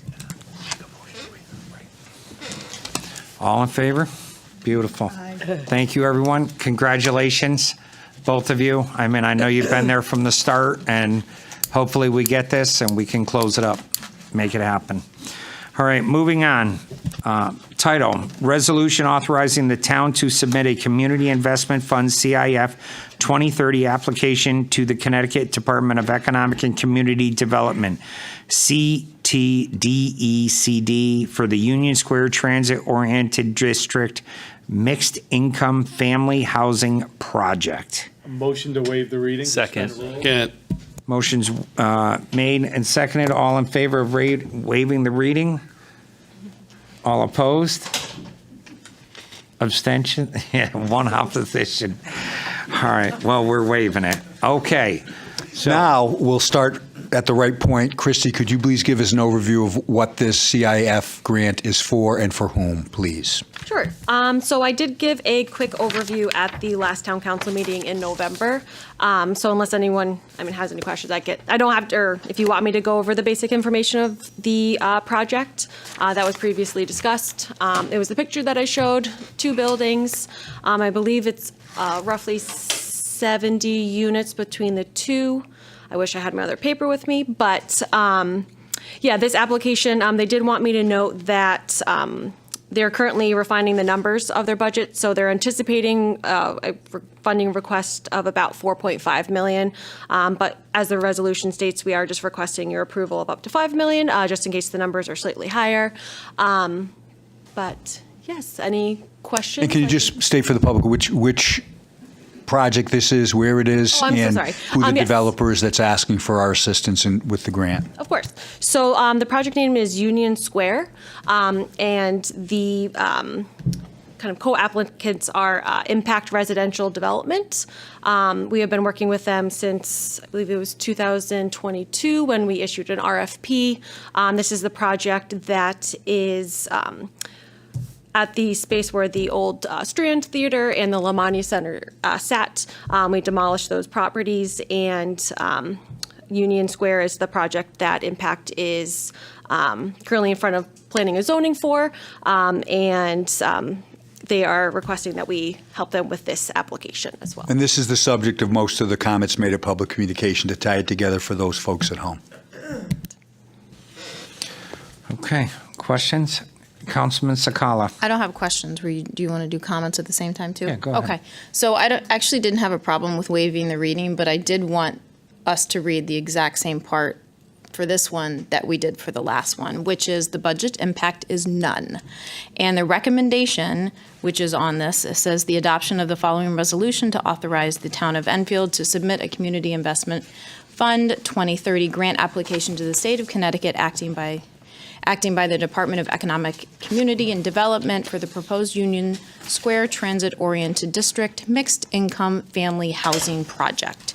So we read that for the last one, that there was no budget impact, and the recommendation was to do it. I wanted to make sure we read it for this one.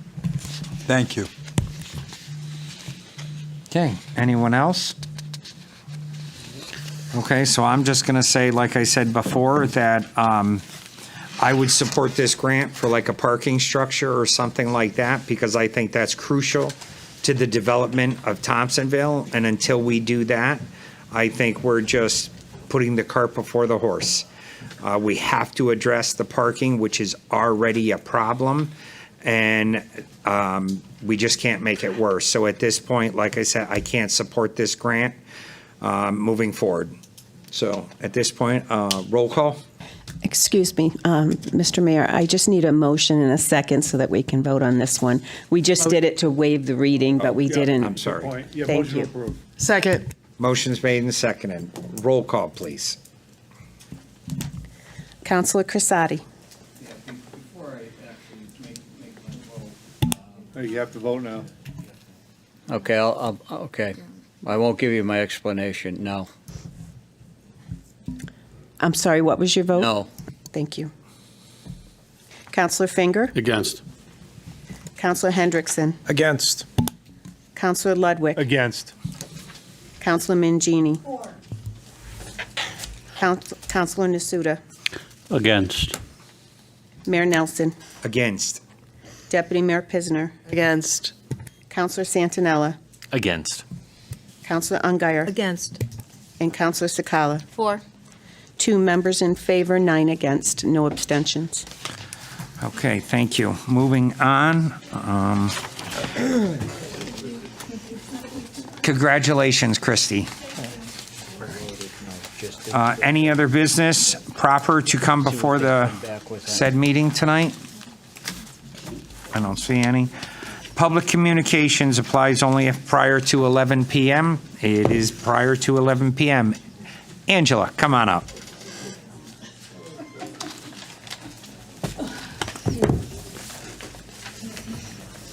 I think that's like the most ever.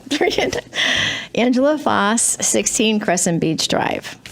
I want to applaud you, but the comment I'm here for is something else that's really dear to my heart, and this is I saw all the numbers and all the budget numbers you're working on.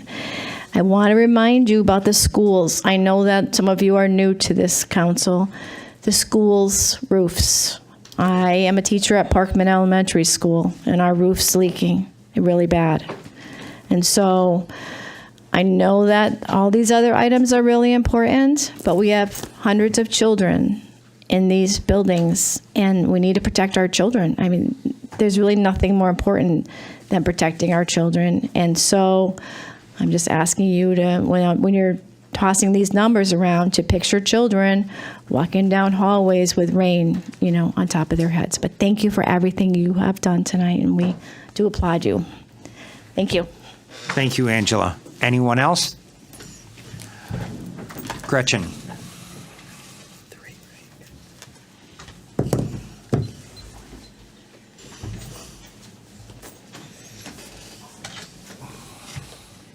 Good evening. Welcome. Gretchen Pfeiffer Hall, 4 Summers Road.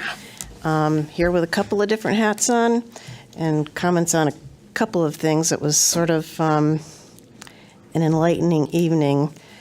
So first, Hazardville Institute President hat, thank you all for your support for our CIF grant application. Actually, it's the town's grant. We're a partner.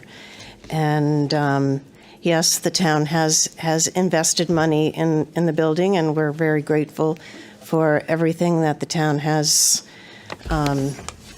provided. And I just want you all to know that all the money that we did receive, we were able to leverage for other grants. So we were able to make that money go as far as possible. And we do have a lot of volunteer professional services that also extended that money. So all the money that we have really has been used for bricks and mortar. And I also want to extend an invitation, which it's always open to all of you. If you would like a tour of the building, if you want to include it in your facilities tour, we're happy to meet you. Because I think that the building has changed quite a bit since some of you have been there. Councilman Crisati and Finger were there, and I don't remember when the rest of you have been in the building.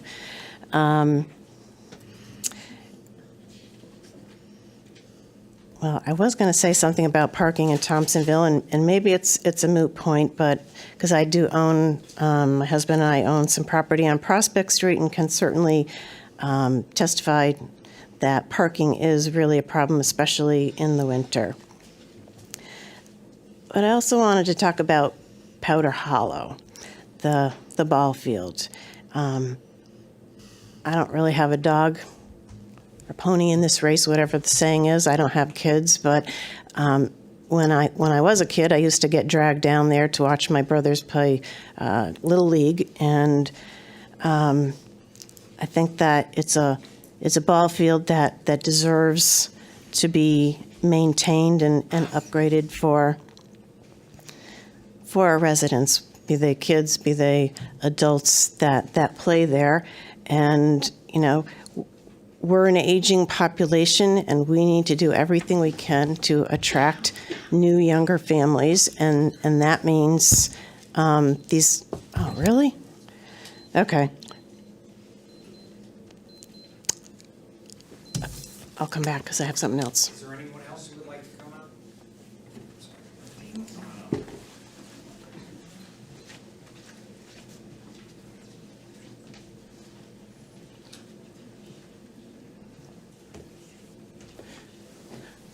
Dean Gauss, 151 Spring Street. I'd just like to say thank you for slowing down on the Union Square project. I don't expect it to end, but I'd just like to drop a little food for thought.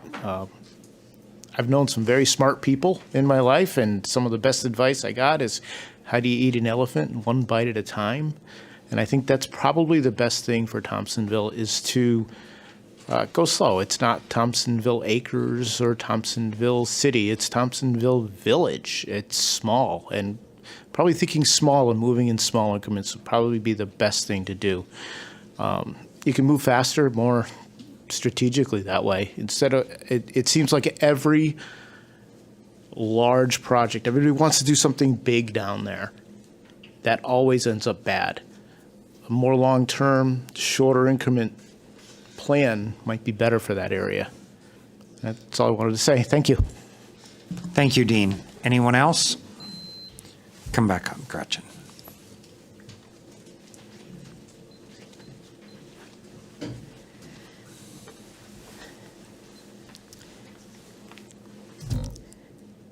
I won't say anything more about Powder Hollow. I think you got the point. And, you know, I heard you talk about how we need more athletic fields, and that you have water problems or drainage issues on some of our athletic fields. And that's because we built them on wetlands or surrounded by wetlands, or tried to squeeze them into wetlands. And Conservation Commission a few months back spoke, because planning and zoning, and I think the council was talking about Nathan Hale. And we suggested that Nathan Hale would be a good location for athletic fields. It's not wetlands. It's level, and there's a park across the street from it, so, and it would be a far better use than changing the zone to put some sort of mixed-use business, whatever, facility there. And going back to the project that you didn't approve, I heard people talk about how ugly it was.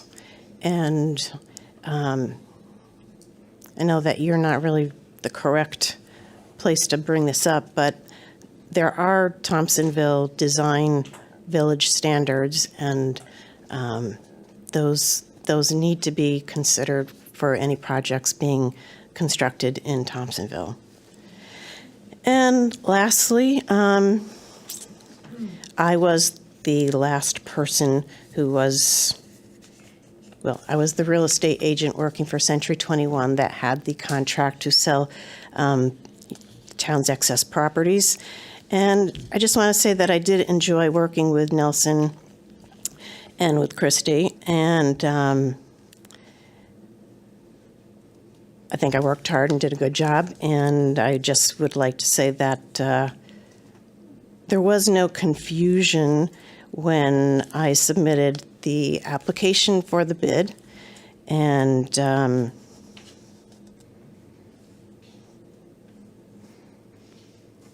I sort of take exception to the inference that there was, and that's all I will say. Thank you.